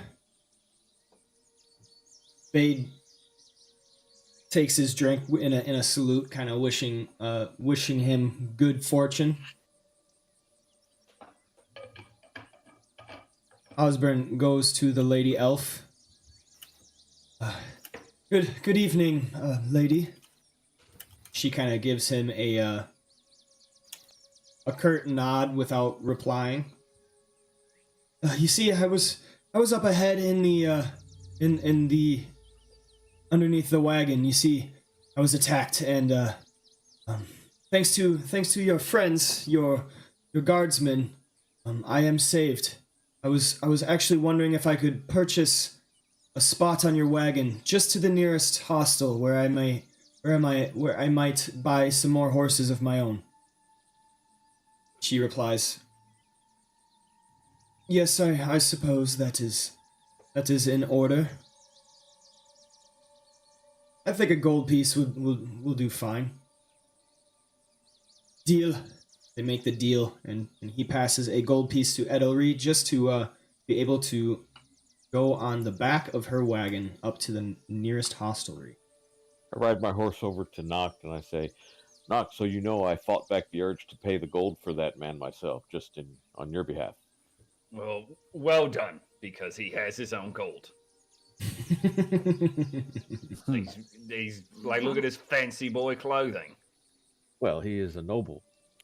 Yeah, nobles got money. They are entitled to such. Well, that's not. Never mind. I pass on by.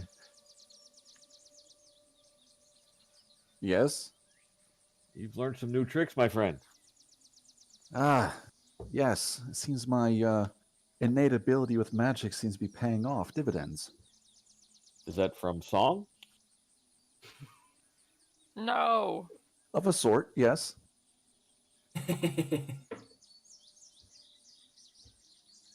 That was very fanciful. I much enjoyed it. Ah, yes. It's very useful. I'll Please, try not continue to. singing, yes. Oh, will do. Is there any requests that you wish?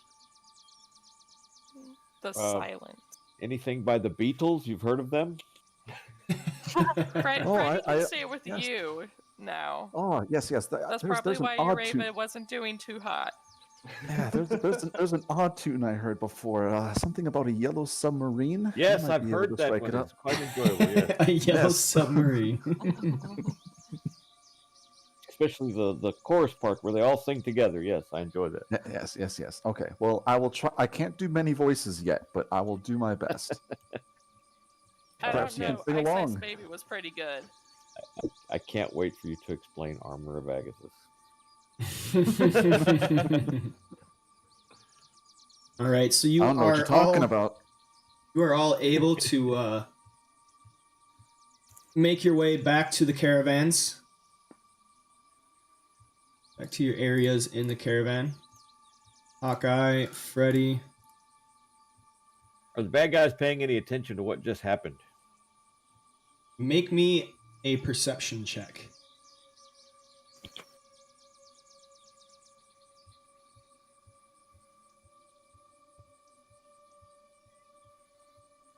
Nice. All right, now make me an insight with advantage. Nailed it.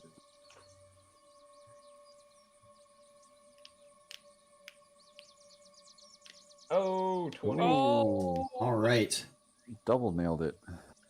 So walking back to camp, you are paying particular attention to the cult wagons, Ondar.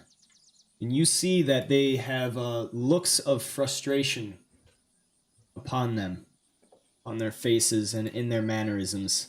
You get the sense that they really just want to be on their way with as little delay as possible. And they are taking note of your group in particular because you are the only guardsman that actually went out to save the group, whereas all the rest of the guards just waited for orders from their merchants.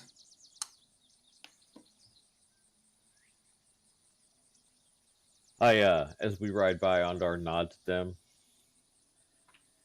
says something swarmy like, we could have used your help in that encounter. They look back to you, watching your movement go past and slowly just following after you, and they do not respond. Seem to be withholding communication.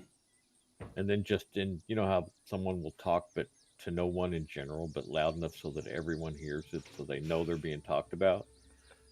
You know, kind of says to Noct, or to no one in particular, let's hope that if danger besets the entire caravan, they will pitch in to help, as we will them. Ooh. Catty. Appealing to their sense of morality. Oh, That'll really shame those cult members. that's right. Laying some foundation here, fellas. Okay. There you go.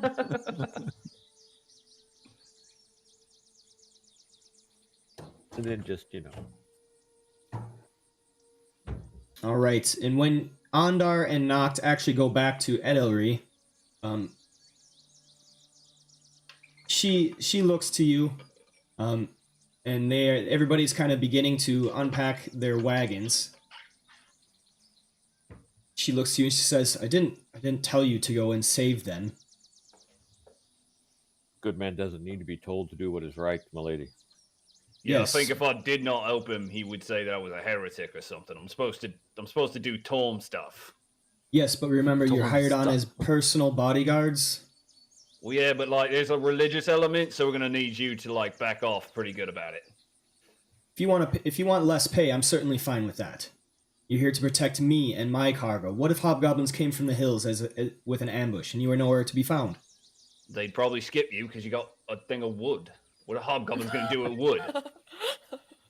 You can't eat wood. Hobgoblins only want to eat wood. I understand your anger, milady, and I cannot promise that it will not happen again, but I will take that under advisement, yes. Thank you. That's all I ask. I understand you need to help those, and I certainly empathize with that. But just remember, you are hired on to perform a duty. And that should be your priority for this internment. And she is saying it within earshot of Osborne the Noble. You look over and he's got kind of a confusing look on his face of worry. And she huffs off to finish making camp. When she's out of earshot, I go over to Ondar and say, it's 10 gold. Like, does she really think that we're that poor? Just remember, my friend, that part of the code of Torm is to obey your masters with alert judgment and anticipation. She is correct. I should have asked you to remain behind, and I should have rode forward. I mean, I would have ignored that and just done it anyway, but... Well, I understand that, but again... It's the thought that counts. She did hire us to protect her and her wood.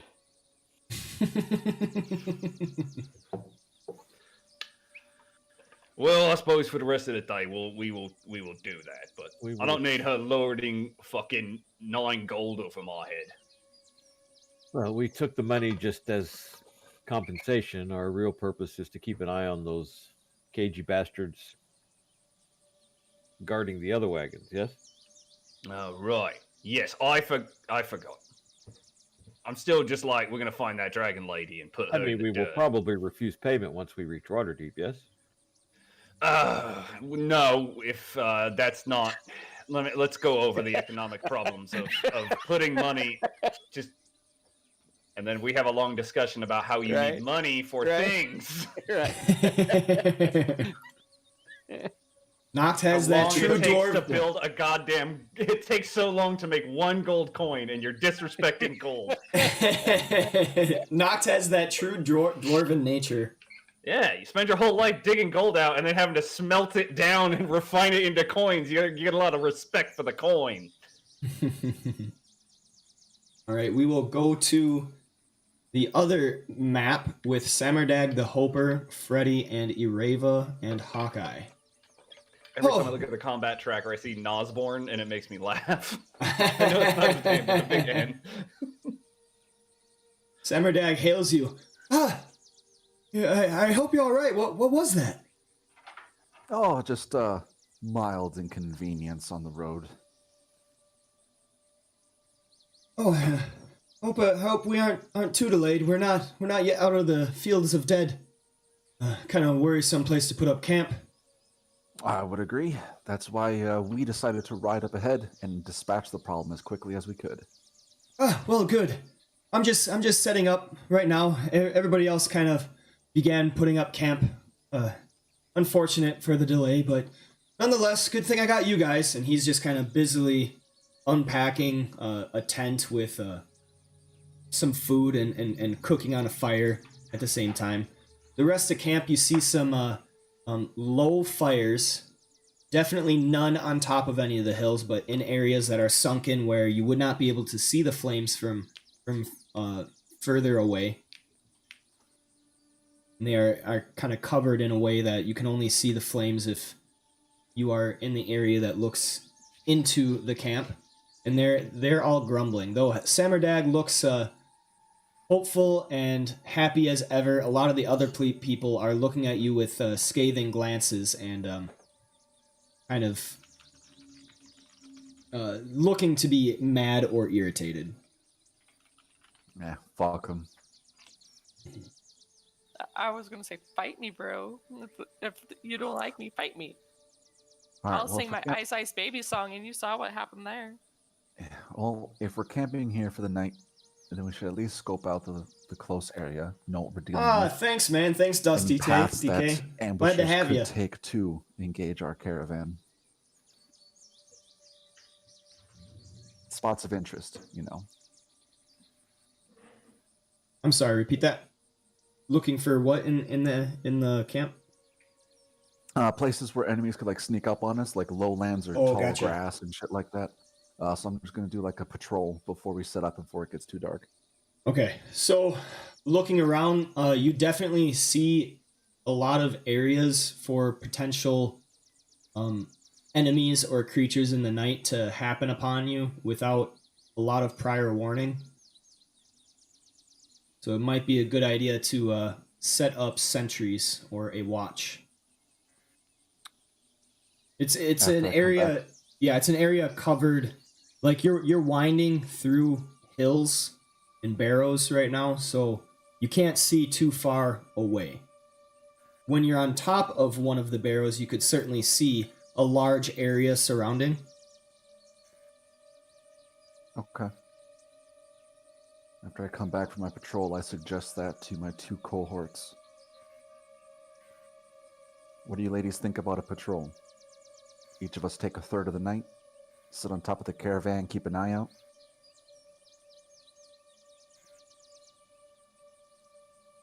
You're the sergeant.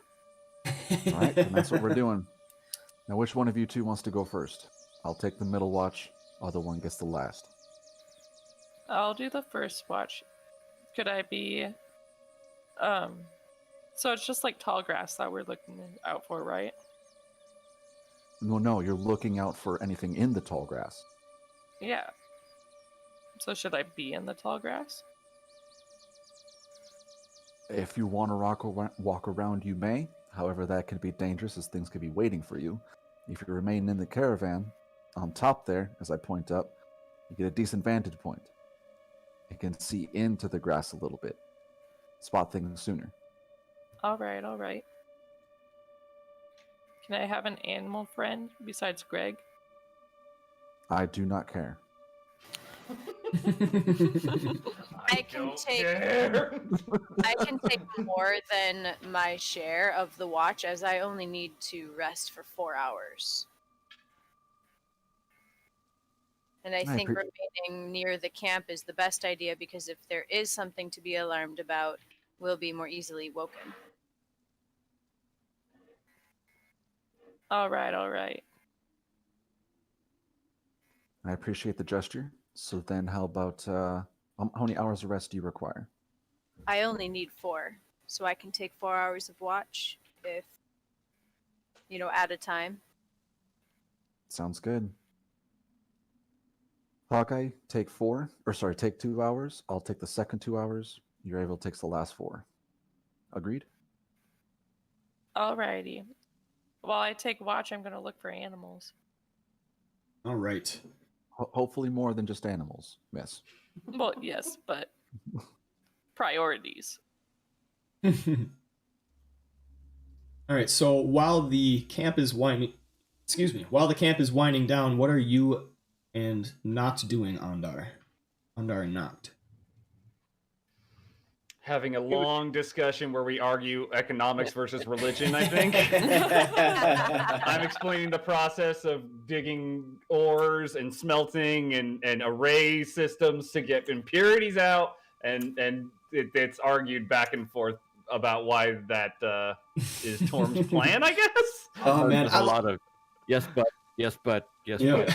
I love this I love this relationship, because like Ondar's all to know about like religion and like the more extrinsic importances of living a good life, and then Nock's like super into economics, and then the realities of like the physical world and everything, and they're just like constantly butting heads. I love it. I love it. What it boils down to. But at the same time, we are preparing to also make camp. I mean, as we're having the discussion, we're collecting, you know, kindling for fire and what have Yeah. you. We have to actually make fire. We don't magic fire into existence. You actually you're the whole time that you're like doing all these chores and helping to set up camp and everything, you're just debating the whole time. All right. So, Hawkeye, you go to the top of one of these barrow hills, and you are able to look across the landscape. Do you actually have dark vision? I feel like Yeah, I do. Everyone here does, which is wonderful. everyone Except Ondar. Yeah. I meant like in our caravan, like the three of us. Yeah. Yeah, I have dark vision. Okay.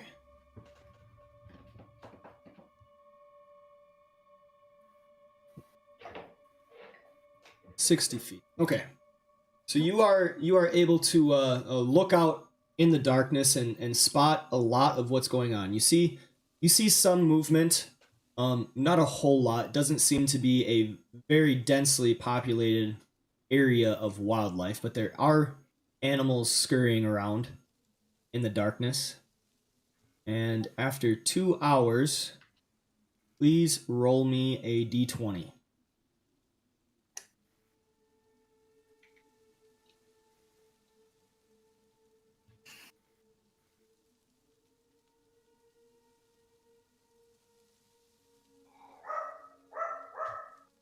All right. Oh. The time passes slowly, with nothing significant happening to catch your attention. 2 hours are up, and you may go back to switch watch. I believe Is there Freddy any was I up could next. talk to Certainly before during I the go to bed? certainly during the 2 hours, you probably would have found animals down in the valleys of the barrows, but nothing on top of the barrows. Creatures seem to avoid those areas.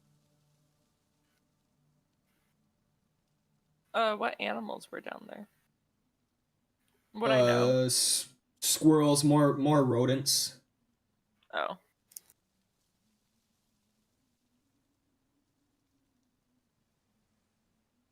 Okay. Maybe like a lizard here or there.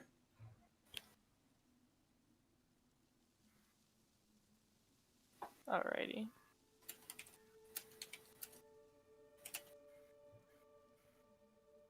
So after 2 hours of time, your watch has ended. I believe Freddy was up next. Correct. I take the next watch. Awaking from my slumber. Did you want to exchange or just kind of...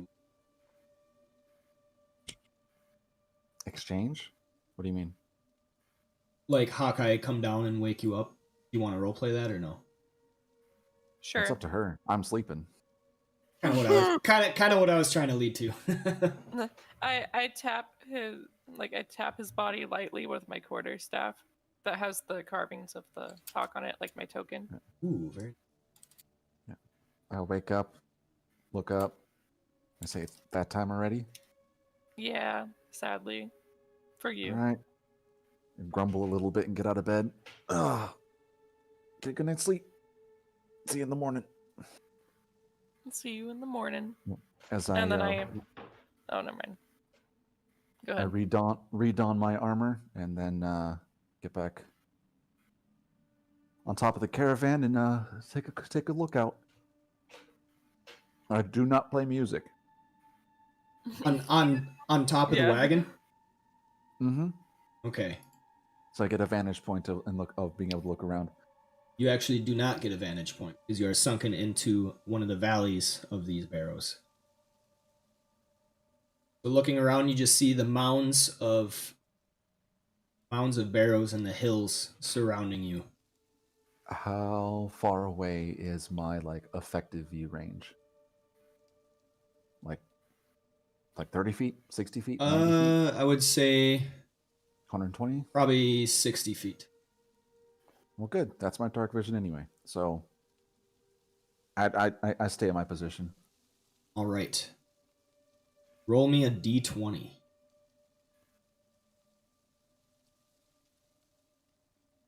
Nice. Wasted.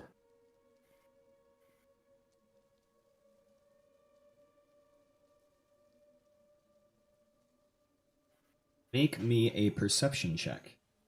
Hmm.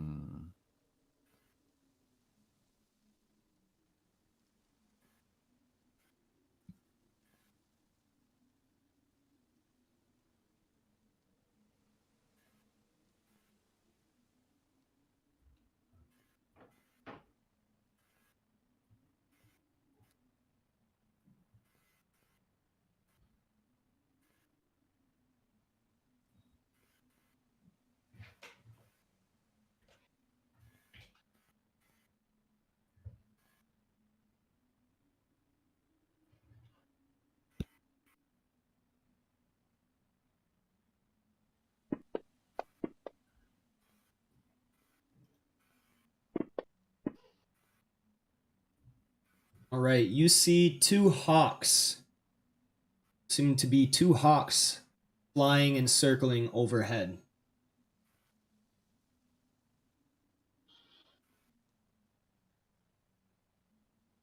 They circling where that hobgoblins were that we killed, or are they circling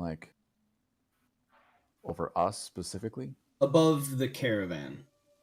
Okay. Just barely in the distance, you see these two forms that you're assuming are hawks kind of circling directly above the caravan.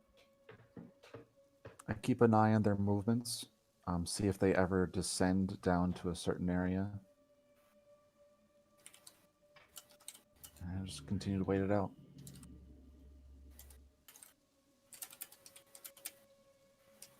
All right. Looking out across the area while keeping an eye on these two figures high above, you see the fires dwindling down.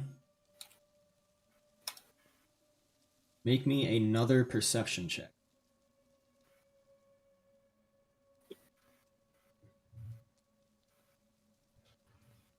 That is not great.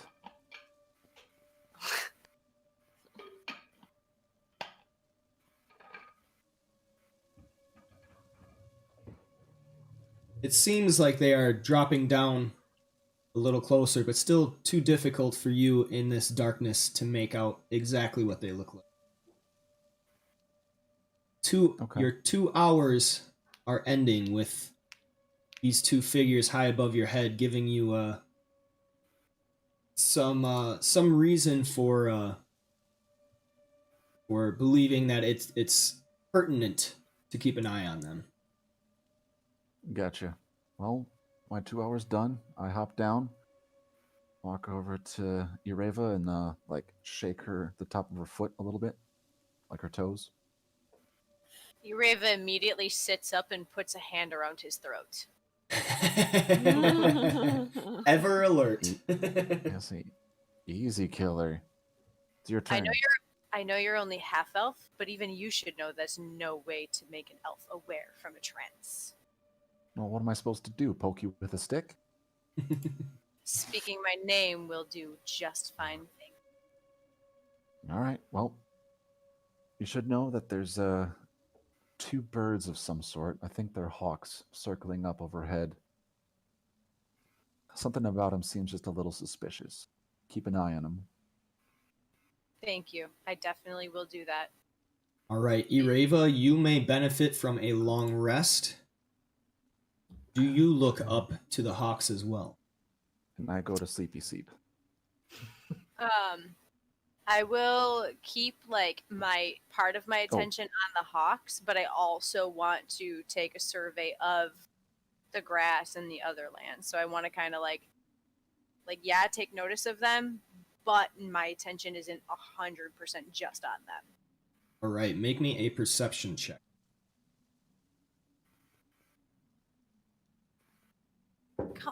Ooh.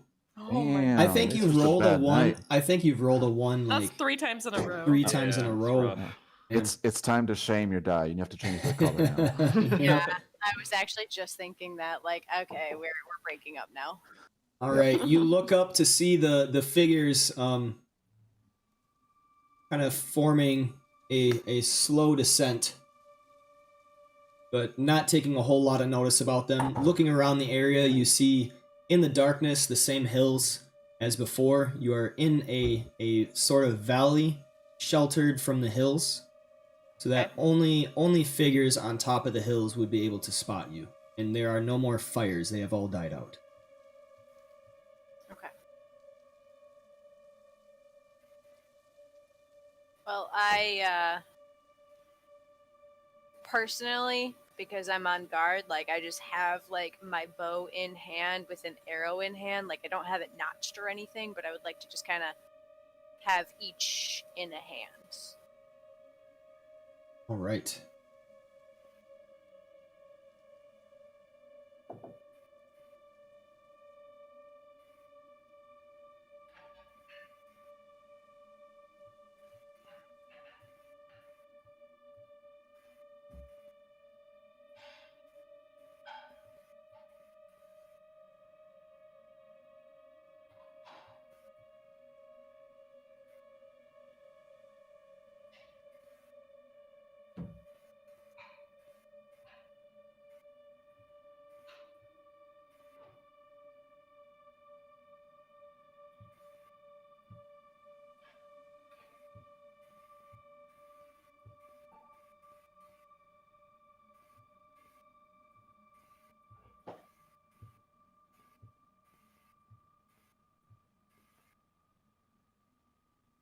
Everybody, please make me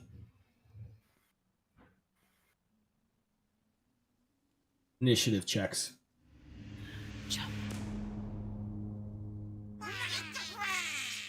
Yes, this music again. You actually rolled a good roll. Yeah, I look will at never. that. Oh wow! Hey, minty color. I will never not love this music. Just It sounds like Waluigi talking a little bit too. Wow. sounds like Yoshi. I think our kitty likes it too. Who the hell is...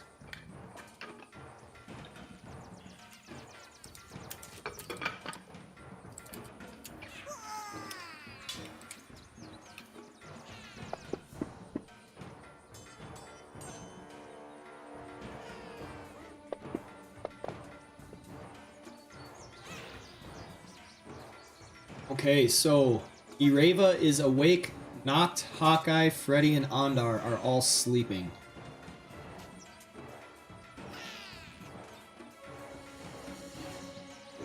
The arrows at that. I'm kidding.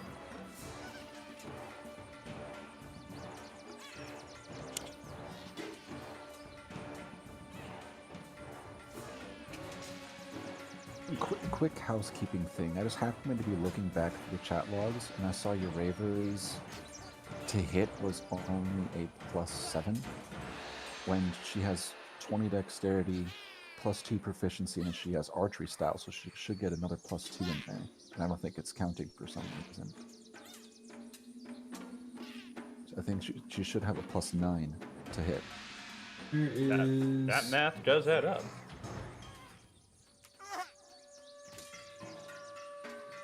I don't think fighting style automatically will add itself.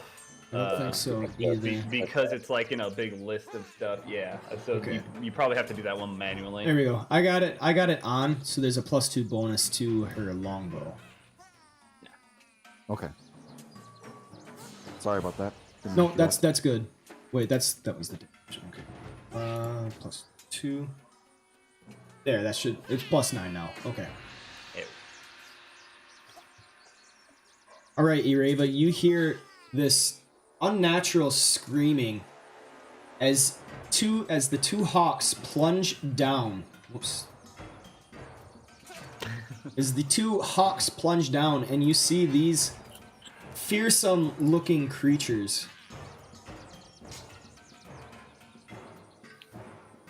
Oh. I mean, they're kind of cute, Ryan. You can't send something like that to a crazy bird lady and be like, oh, it's fearsome. It is very fearsome, and you are surprised. Alright. They will get... What was that? That sucks. It does suck. So nobody gets a turn. Unidentified creature 2 will swoop down. Now they're not going to turn. On your tanks are not even on the map with you. Right. Is it technically a beast? It is... Don't know, you're asleep. Nope. Yeah, you're sleeping. You're gonna have to roll a knowledge check. Try and figure that out. But can she do that? Like, if she's technically not... No, she's not even aware. She's just Yeah. Well, unconscious I The, right the now. was character asking. can do that when she wakes up. To, Yeah. to Oh, I got you. validate Yeah. that. Yeah, she would be able to roll a nature check. Okay. Alright, so this one swoops down. Get that on top of you. Hawkeye. And then we'll make a... Sorry, I gotta read some stuff. Okay, there we go. It will swoop down straight at you, Hawkeye, as you are lying upon the ground. Talons raking you. I'm awake now. Yep. And you are awoken to this pain in on your body, which actually does 9 points of damage. Ow? Why'd you roll the concentration? She had The guidance. auto thing for summon beast is still never got turned off. Ah. Yeah, and the guidance. You are no longer unconscious, Hawkeye. And the other creature swoops down on top of Ireva. I'm actually gonna get their elevation.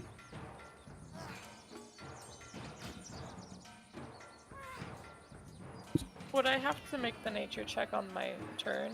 Or... Yes. Okay.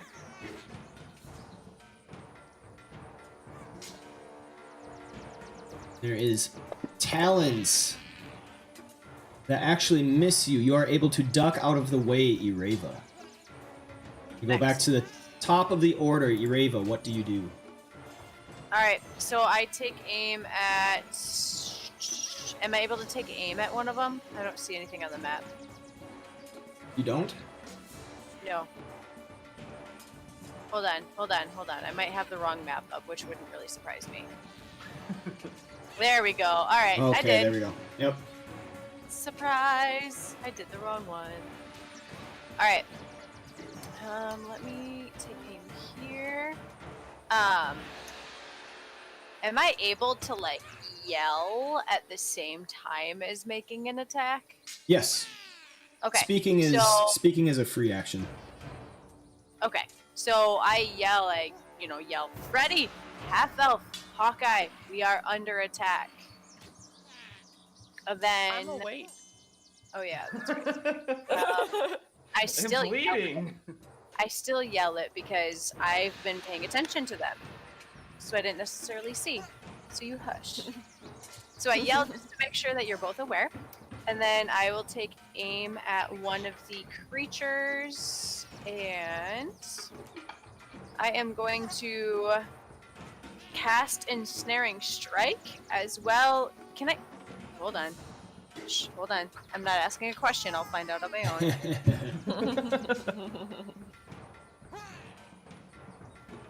I believe they have to be touching the ground for ensnaring strike. Yeah, I there's a actually didn't mean to say Ensnaring Strike. There is a different spell attack thingy that forces flyers to the ground, but I don't remember what it is off the top of my head. You can Okay. daze or stun them, and it does that too. So I can. And they take fall damage. Mhm. Smart. Well, they're within 30 feet, so I will activate Planar Warrior and take a shot at unidentified creature 1. All right. Longbow. Oh my lord. Ooh. At least you improved. Oh, thank you. Yeah, from Yeah, a yeah. 1 to a 2. Yep, it's better. It's about the little things. Unfortunately, that does not hit. Your arrow whizzes in the air in the darkness. Alright, and then as my arrow whizzes past, I make another yell. Half elf, wake up! And yeah. I All can't right. yet. It's not my turn. Noct, please roll me a, let's see, a wisdom check.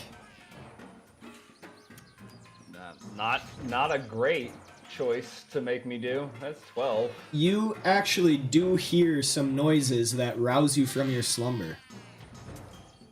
How far, roughly, would you say that camp is? They only got 60 feet of dark vision, so I don't know if I can actually see what's happening.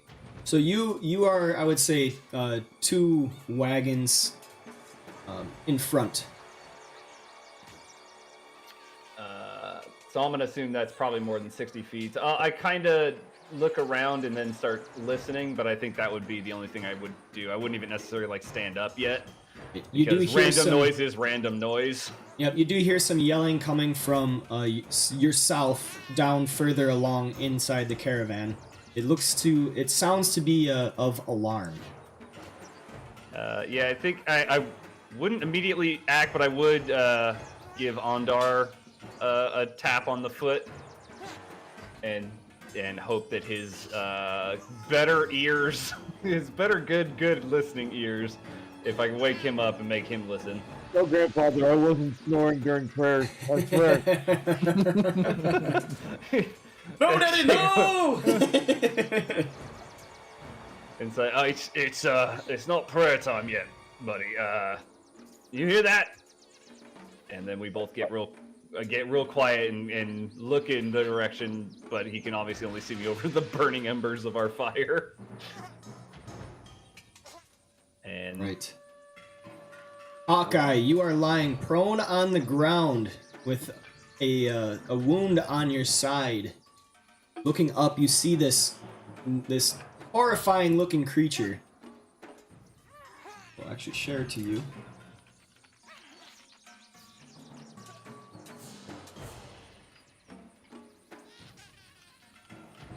Ooh. These are peritons. Although these monstrous carnivores feed on any creature, it prefers humanoids, especially elves, half-elves, and humans. When it kills a humanoid, a periton rips out its prey's heart and takes it back to its nest to be devoured. The periton is a bizarre creature that blends the body and wings of a bird of prey with the head of a stag. Its strangest feature is its shadow, which appears humanoid rather than reflecting the creature's physical form. Sages postulate that the first peritons were humans transformed by a hideous curse or magical experiment, but bards tell a different tale of a man whose infidelity caused his scorned wife to cut out the heart of her younger, more beautiful rival and consume it in a ritual intended to forever win her husband's heart. The ritual succeeded until the woman's villainy was exposed. She was hanged for her crime, but the lingering magic of her foul ritual caused the carrion birds that feasted on her corpse to transform into the first peritons. They have an unnatural hunger. A periton's reproductive cycle depends on the heart of a freshly killed humanoid. The organ must be consumed by a female periton before she can reproduce. When a periton consumes a heart, its shadow changes for a brief time to reflect its true monstrous form. When attacking a humanoid, a periton is single-minded and relentless, fighting until it or its prey dies.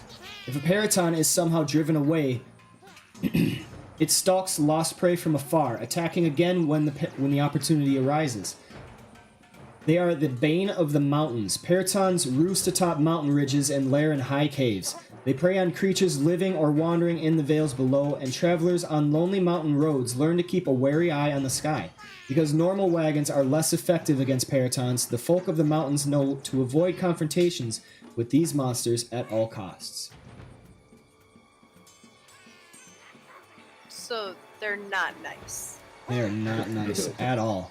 No, Yeah. they're bad birdies. I mean, look at that picture. It's a laughing deer head with wings. That's like a horrible, horrible monstrosity of a creature. Can I It see the has picture? wings, I don't also see the kinda picture. like it. These guys are all level 4. No, you get to just wonder. Well, I am still sleeping, I guess. Yep, so- you will be waking up on your turn. All right, what would you like to do, Hawkeye? You are prone. If I'm prone, can I cast spells or no? Yes, you can. I believe Does getting up count as an action? getting or up is it a takes half bonus of your action? movement speed. I'll just do that. All right, so you have 15 And feet of movement left. And then I'll cast Guiding Bolt.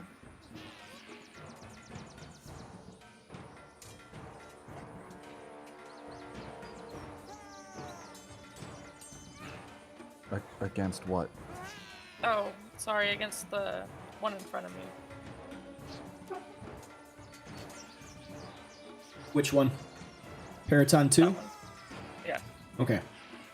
That is a hit. And then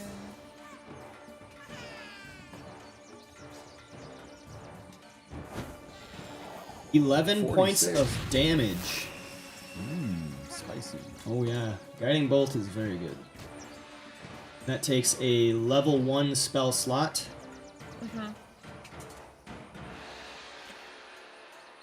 And so, the next attack roll made against that target before the end of Hawkeye's turn has advantage, thanks to the mystical dim light glittering on it.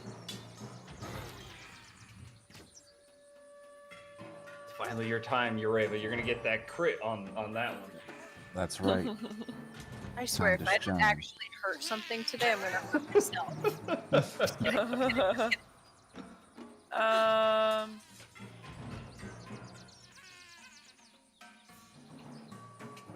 And then isn't an animal like could speak with animals? I do did. that? I did give you the. Yeah. So it's a monstrosity, not a beast. Oh, okay. I was trying to find where that was. Okay.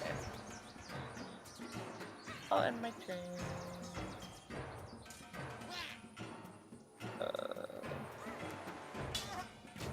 There we go.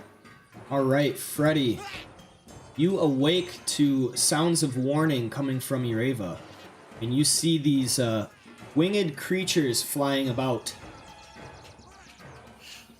All right. I'd like to jump to my feet, please. Okay.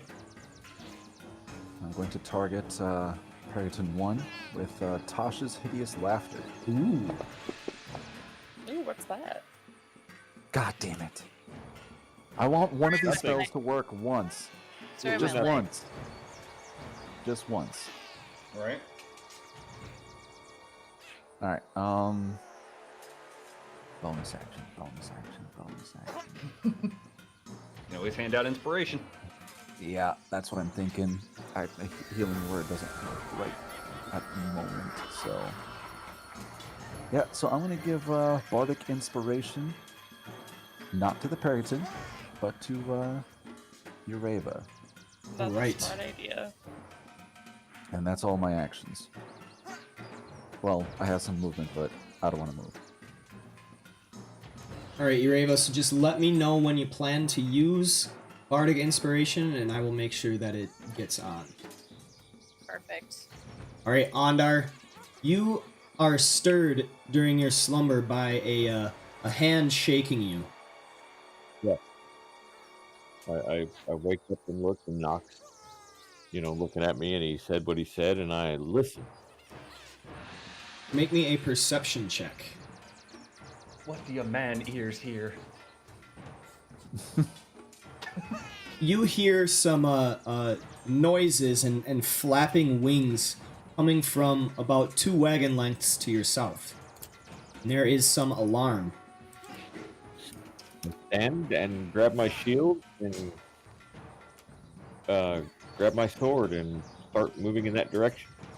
All right, it is about 60 feet away, so in 2 turns, you guys, both you and Noct, will be able to be on that map. We can be there, but do little because our enemies are flying. Hate flying enemies. Bane of a barbarian. I'd say I would probably, dash if I thought it was combat. I mean, It does. The sound of alarm sounds like a warning of attack to you. move it, a dash speed. All right, so I would say next turn you could definitely be on the map. Armor, by the way. Sorry, what was that? Armor, by the way. I still didn't catch that. He is without armor. Okay, gotcha. Fixed it already. All right, the Periton 2 climbs up another 10 feet. Make it 30, and then he dives upon you, Hawkeye.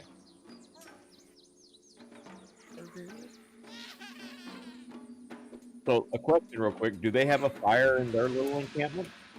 No. Would he have seen the guiding bolt? Because it was a streak of light, so I don't know. I was going to ask that earlier if Noct would have seen it, or if somebody would have seen it. If they were Like, looking in, if they were looking in the direction, yes. So Oh. since Ondar is waking up right while you cast it, yes, he would have seen the light streaking into the sky. Oh, it's just somebody shooting off fireworks. That's sleep, not. Fireworks. Wake me I up mean, if they get for the finale when it gets good. All right, Periton 2 is going to make another diving attack at Hawkeye. This 2 misses, Oh, thank you.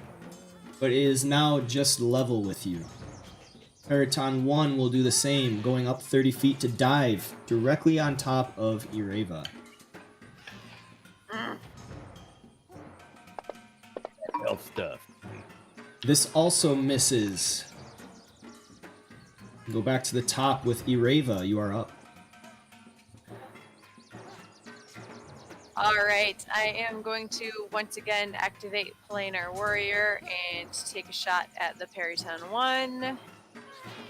Wait, I'm going to use the, what is it called? Bardic Inspiration. Yes. All right. On the attack, Yes, please. go ahead. That is a hit. Nice. Yes. Dealing 7 points of damage. All right, and with that, I will end my turn. All right, not. I chased on after Ondar. Once he decided we were going, we're going. So I chased on after him. Okay, so that will get you. Are you dashing? So you will be. Yeah. Okay, so, you'll just like, I be, assume next time. Yeah, you'll be 15 feet behind him because you have to stand up from prone. Okay. All right, Hawkeye, what are you doing? So I have advantage on the attack, correct? Or what Against reason? Periton Oh, 2 yep, for yep, guiding for bolt. guiding bolt, correct. Okay, then I won't waste a spell slot for that. I will use my scimitar.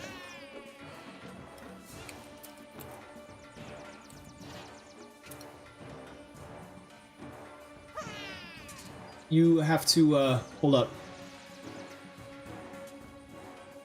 So it was understood that you were always using your quarterstaff. So if you want to take out your scimitar, you'd have to drop the quarterstaff and then take out the scimitar. Oh, okay. Yep. So it'll work. Just for future reference, you have to let me know like what you're wielding, if you plan to like switch them. Okay, so you get your scimitar out, and that hits on a 15.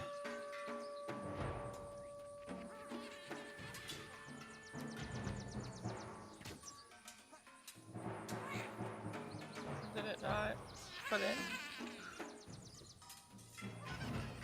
Oh, that's worse than what I rolled. All right. I rolled a 6 the first time. 2 points of damage to the Periton. And it is partially resisted.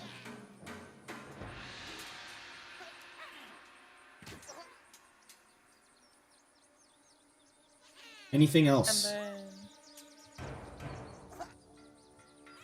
then I move away. All right, the Periton will get an attack of opportunity against you. Oh shoot, I forgot of that. Okay.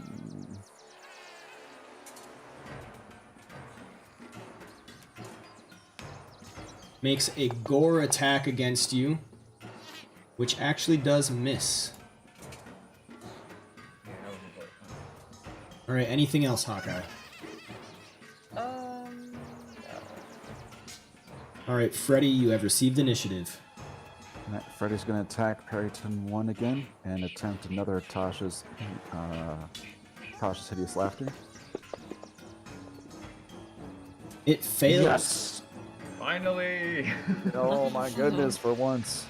Hopefully it's not too stupid. 'Cause there's a stupidity level for Tasha's.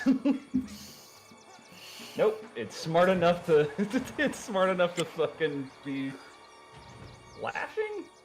Yep, alright, so the God, that's Periton suddenly bursts into a fit of uncontrollable laughter. It falls prone, and it becomes incapacitated and unable to stand up for the duration. That would probably be the most scary shit to hear like horrible, like Yeah, insane you laughing coming hear out of that this face. horrible cackling. I then say, don't hit that one. Let it keep laughing. Focus the other one. Then I draw my rapier as a bonus action, and I will move. Oh, sorry, and my shield, and move to here. All right. And that's all of my actions. Ondar.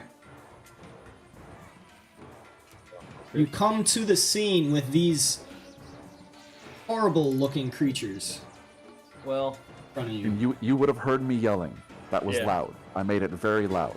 we hear the horrible, the horrible, horrible, horrible sound of that Oh, thing there it laughing. is. I'm Ah, not really yes. against it. The stag with feathers. I like it. You all hear me? Hello? Yeah, I'm Yep, we hearing hear you. you. Yeah. Yeah, if it's no campfire, Ondar can't see shit. You should probably light a torch. I think Ondar has torches, right? Ondar was sleeping, so he's basically naked except for a shield and a sword. You don't even sleep in your armor. No, I don't sleep in my armor. You get exhaustion if you sleep in your armor. Yeah, it's bad. You don't want that. He approaches the camp. He slows the last 5 feet and shouts out, Ureva, what's wrong? What's going on? I can't see. We're being attacked by bird deer demons. Demon? I was dashing, Well, that means I really don't have anything I can do. My action. You said the magic word. You said demons. Do I have a bonus action?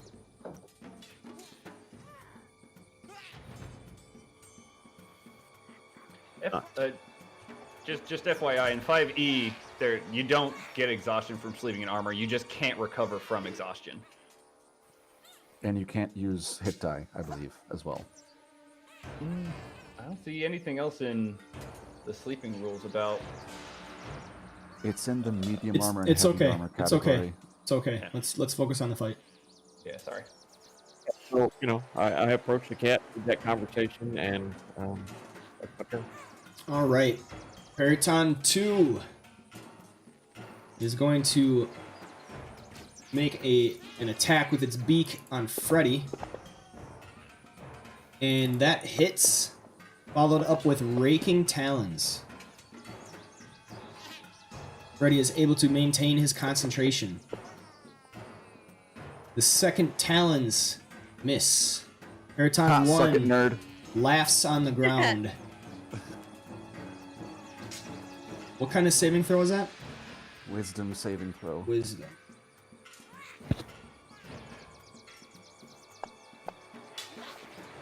It fails. We go back to the top with Ireva. Alright.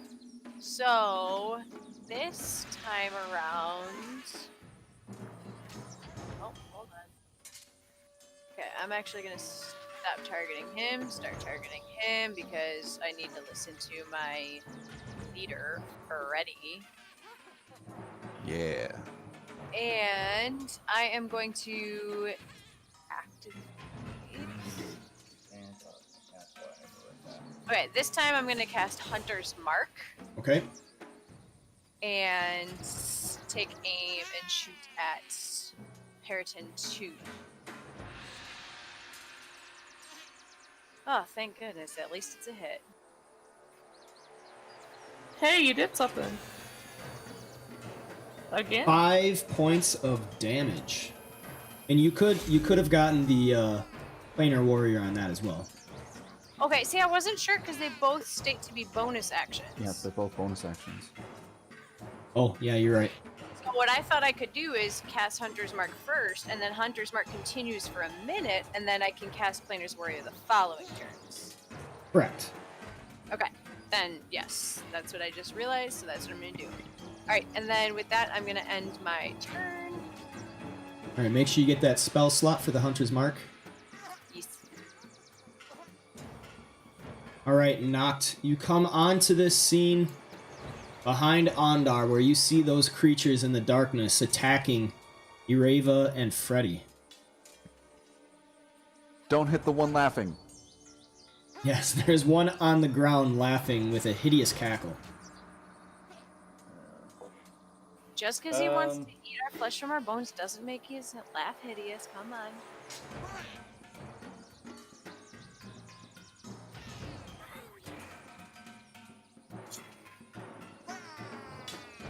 Guess I'll just move up to here and ready an attack. Alright. Nock wouldn't know this, but I know that I'm very useless in this fight. Yeah, if either of the two get within sword swing, then I'll swing. Alright. They're both on the ground, I believe, right? Yep. Yeah, but I'm At the pretty moment. sure these things are resistant to non-magical damage. Noct would not know that, but I'm pretty sure I know that.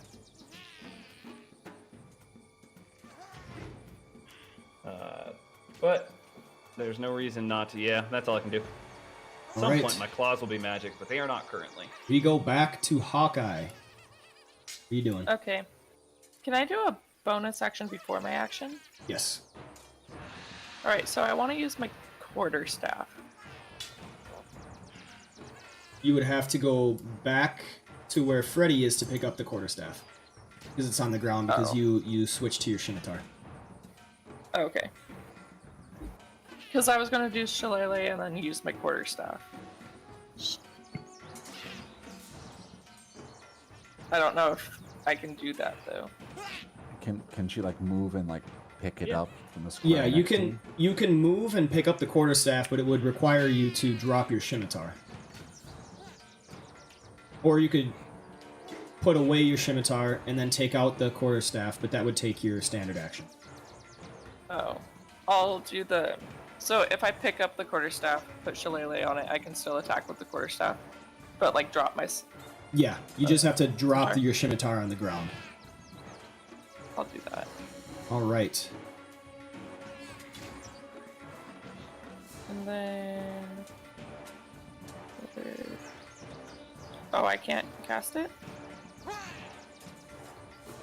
Shillelagh? It's in my cantrips, but I can't click anything for it. Let me fix that. Oh, it doesn't have a thing. I'll get it on. Okay. The weapon's damage die becomes a D8. And it's magical, correct? Correct. So your quarterstaff. It's a miss.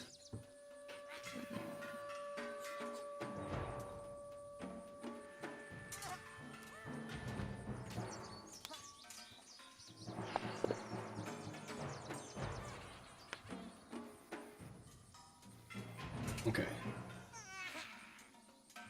So I got it on now that it will deal magic and 1d8 when you Okay. use it. Anything else? No. Freddy, you are up.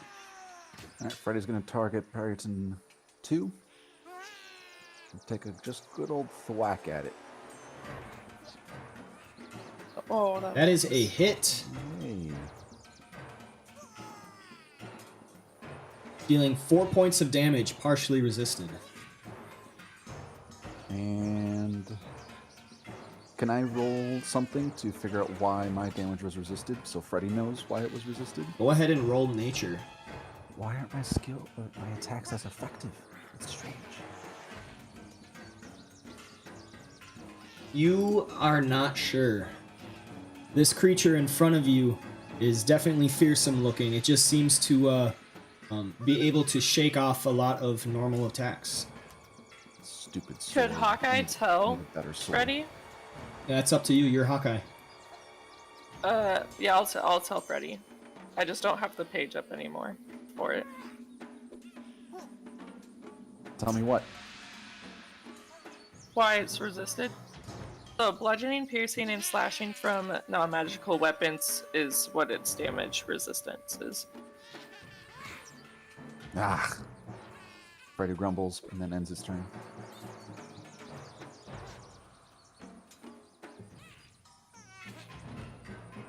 All right, Ondar. You are still standing there in darkness with no idea what's going on. Exactly. All right, Ondar skips his turn. Periton 2 will attack Freddy with a double attack once more. He gores you, missing, but the talons rake at your body, also missing, deflected by your breastplate. Periton 2 is going to make save. What's your DC? 13? Yeah. 13? Wait, no, 14, because it's 14 10, is 10 plus the spell level plus my ability modifier, right? it should yeah. say on your sheet. Yeah, let me look it up. No, with save DC 13. Yeah, it's 13. okay. It is able to save.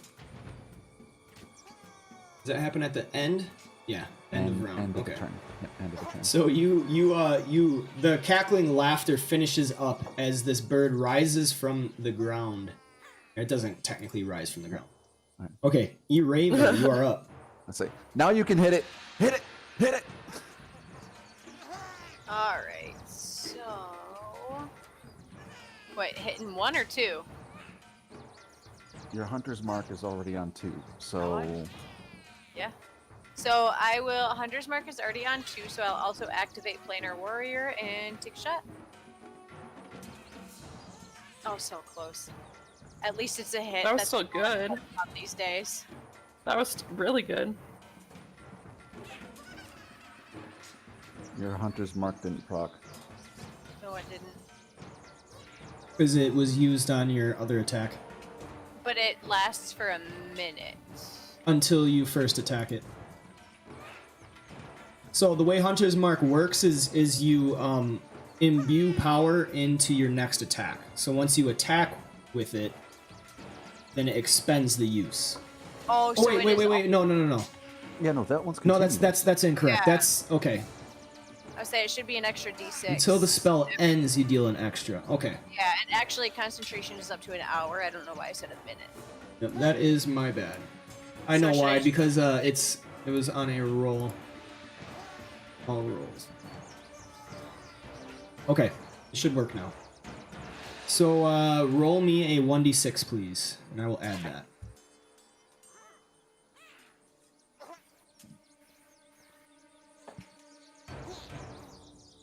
Did it go or did it not?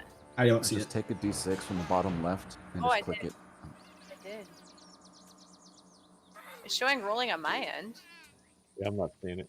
Not All seeing it. That go? Nope. Mm-mm. Make sure you're All right. rolling it in the chat box. Yeah, that's what I've been There you doing. go.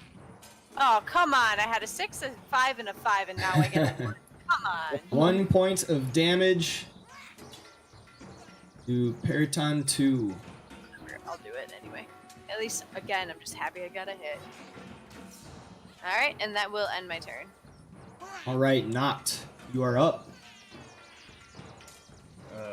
So 2 is not laughing, right? Nope, they are not laughing anymore. Well, move up to here and let's rage for bite. So snout rage.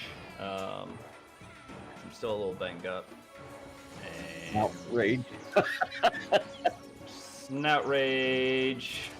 Bite this guy, or attempt to bite this guy recklessly. That is a hit. So this is not magic damage as of yet, but 3 points of damage. The Periton falls to the ground in a lump. Nom nom nom nom nom nom. and I heal for 2. Yay for me. And then I'll use the rest of my movement to come up here because at least I can take hits even if I can't dole them out as good. I forgot to hit this button, which I'm going to do now, and I'm good. All right, Hawkeye, you are up. Alrighty. So, I will go there and use my quarterstaff that has the magic on it. Shillelagh. You gotta target it. 15 is a hit. Alright. And then...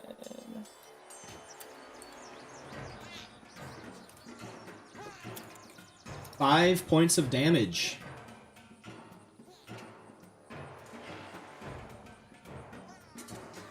And then I'll end my turn.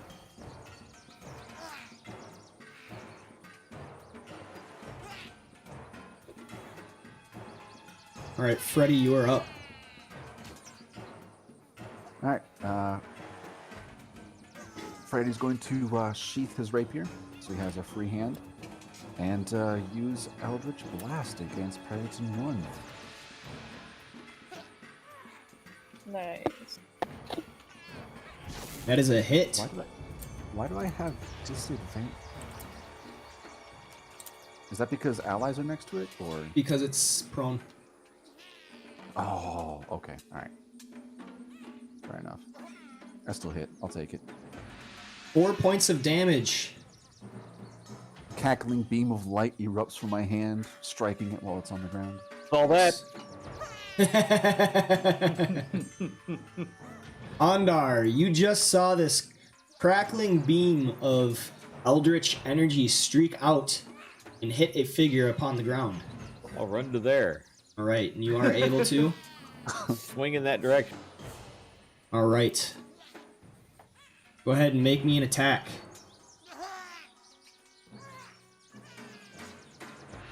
That is a hit. I will expend a Nice. spell slot. Okay. Oh, right. There you go. Do that. You can do yes. that thing. Yes. There it is. And another There bright we go. Boom. light. 16 points of damage. Golden light compared to that nasty crackling beam of whatever that energy was that just came out of Freddy's hand. Yep. It totally was not evil. It wasn't bright and shiny and Despite what I call it, it doesn't make it evil. All right. So the bird will climb up off the ground and then hover 5 feet in the air as it attacks Ireva again, making a gore attack. That misses. Talons come down to rake, scoring a critical hit. Oh, I would like to use cutting words for this, Okay. please. Go Let me ahead and get that effect on in. 'em. Yep. It's a -1. Okay, there we go.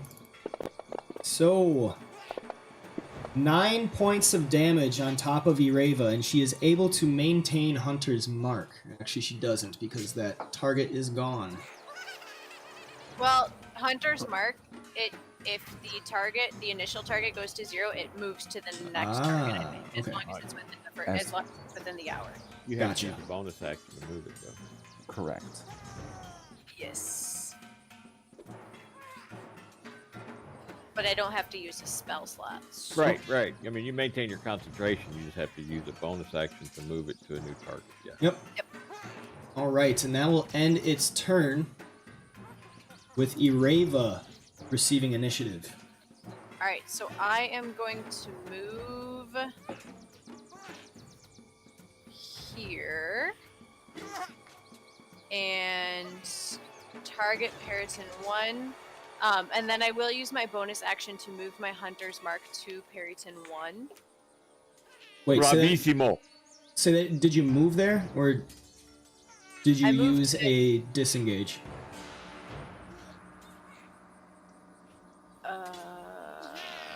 it will be able to hit you if you move there. Disengage takes up your action. So you won't be able to attack this turn.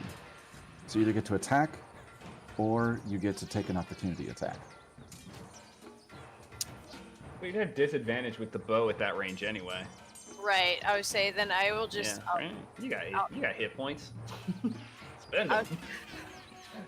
Fair enough. I'm just gonna move here. All right, so it will take an attack of opportunity against you, breaking out with its talons. It does not hit. Go ahead and finish your turn. Glad I made that choice. Good encouragement there, Noct. All right, so I will use my bonus action to switch my Hunter's Mark to this target. So do Alright. I need to do Nope, anything? I got that. Okay, perfect. And then I will take my attack. Watch all this damage come out. Oh, Oh, you got a Time hit for first. damage. I got a not hit for hit. the story of my day. Do you have any bardic inspiration that you can spend? She already used it, She already used it. and she used it before she knew she missed, so it's kind of a waste, but it's all right. Okay, I'm done that. All right, Noct, you are up. All right. Well, let's get to chomping. Recklessly gonna try to bite this thing in the neck. You are able to. Your mouth, your snout sinks into its flesh, dealing 6 points of damage. Probably not gonna be better. Yeah, 3's not better than that. So that, and then I'll heal my 2, and that will be me. I'm dead. All right, it falls to the ground dead, Oh, and Might we have been better will anyways. have to end here for next time. Dun dun Chomp, dun. chomp, chomp, chomp, chomp. Yeah, at some point I level up and my bites and claws become magical, but until then, I don't have good offense on magic resistables. All right, guys, thank you so much. Went a little over time, but I really wanted to finish that. Your very first day travel already, 2 encounters in with enemies coming at you. We will be Guys, joining again next Monday, same time, 10 a.m. Central Standard Time. All you guys out there, make sure you tune in. All right, guys. All right, y'all. You guys have a good week. Yep, All right, you take too. care, guys. Yeah. Bye, Wish you everyone. all Refreshing. bye. wish you all the best New Year. See ya. All right, there we go. There it was. Thanks to everybody who tuned in. I saw Krokaron, Dust TK.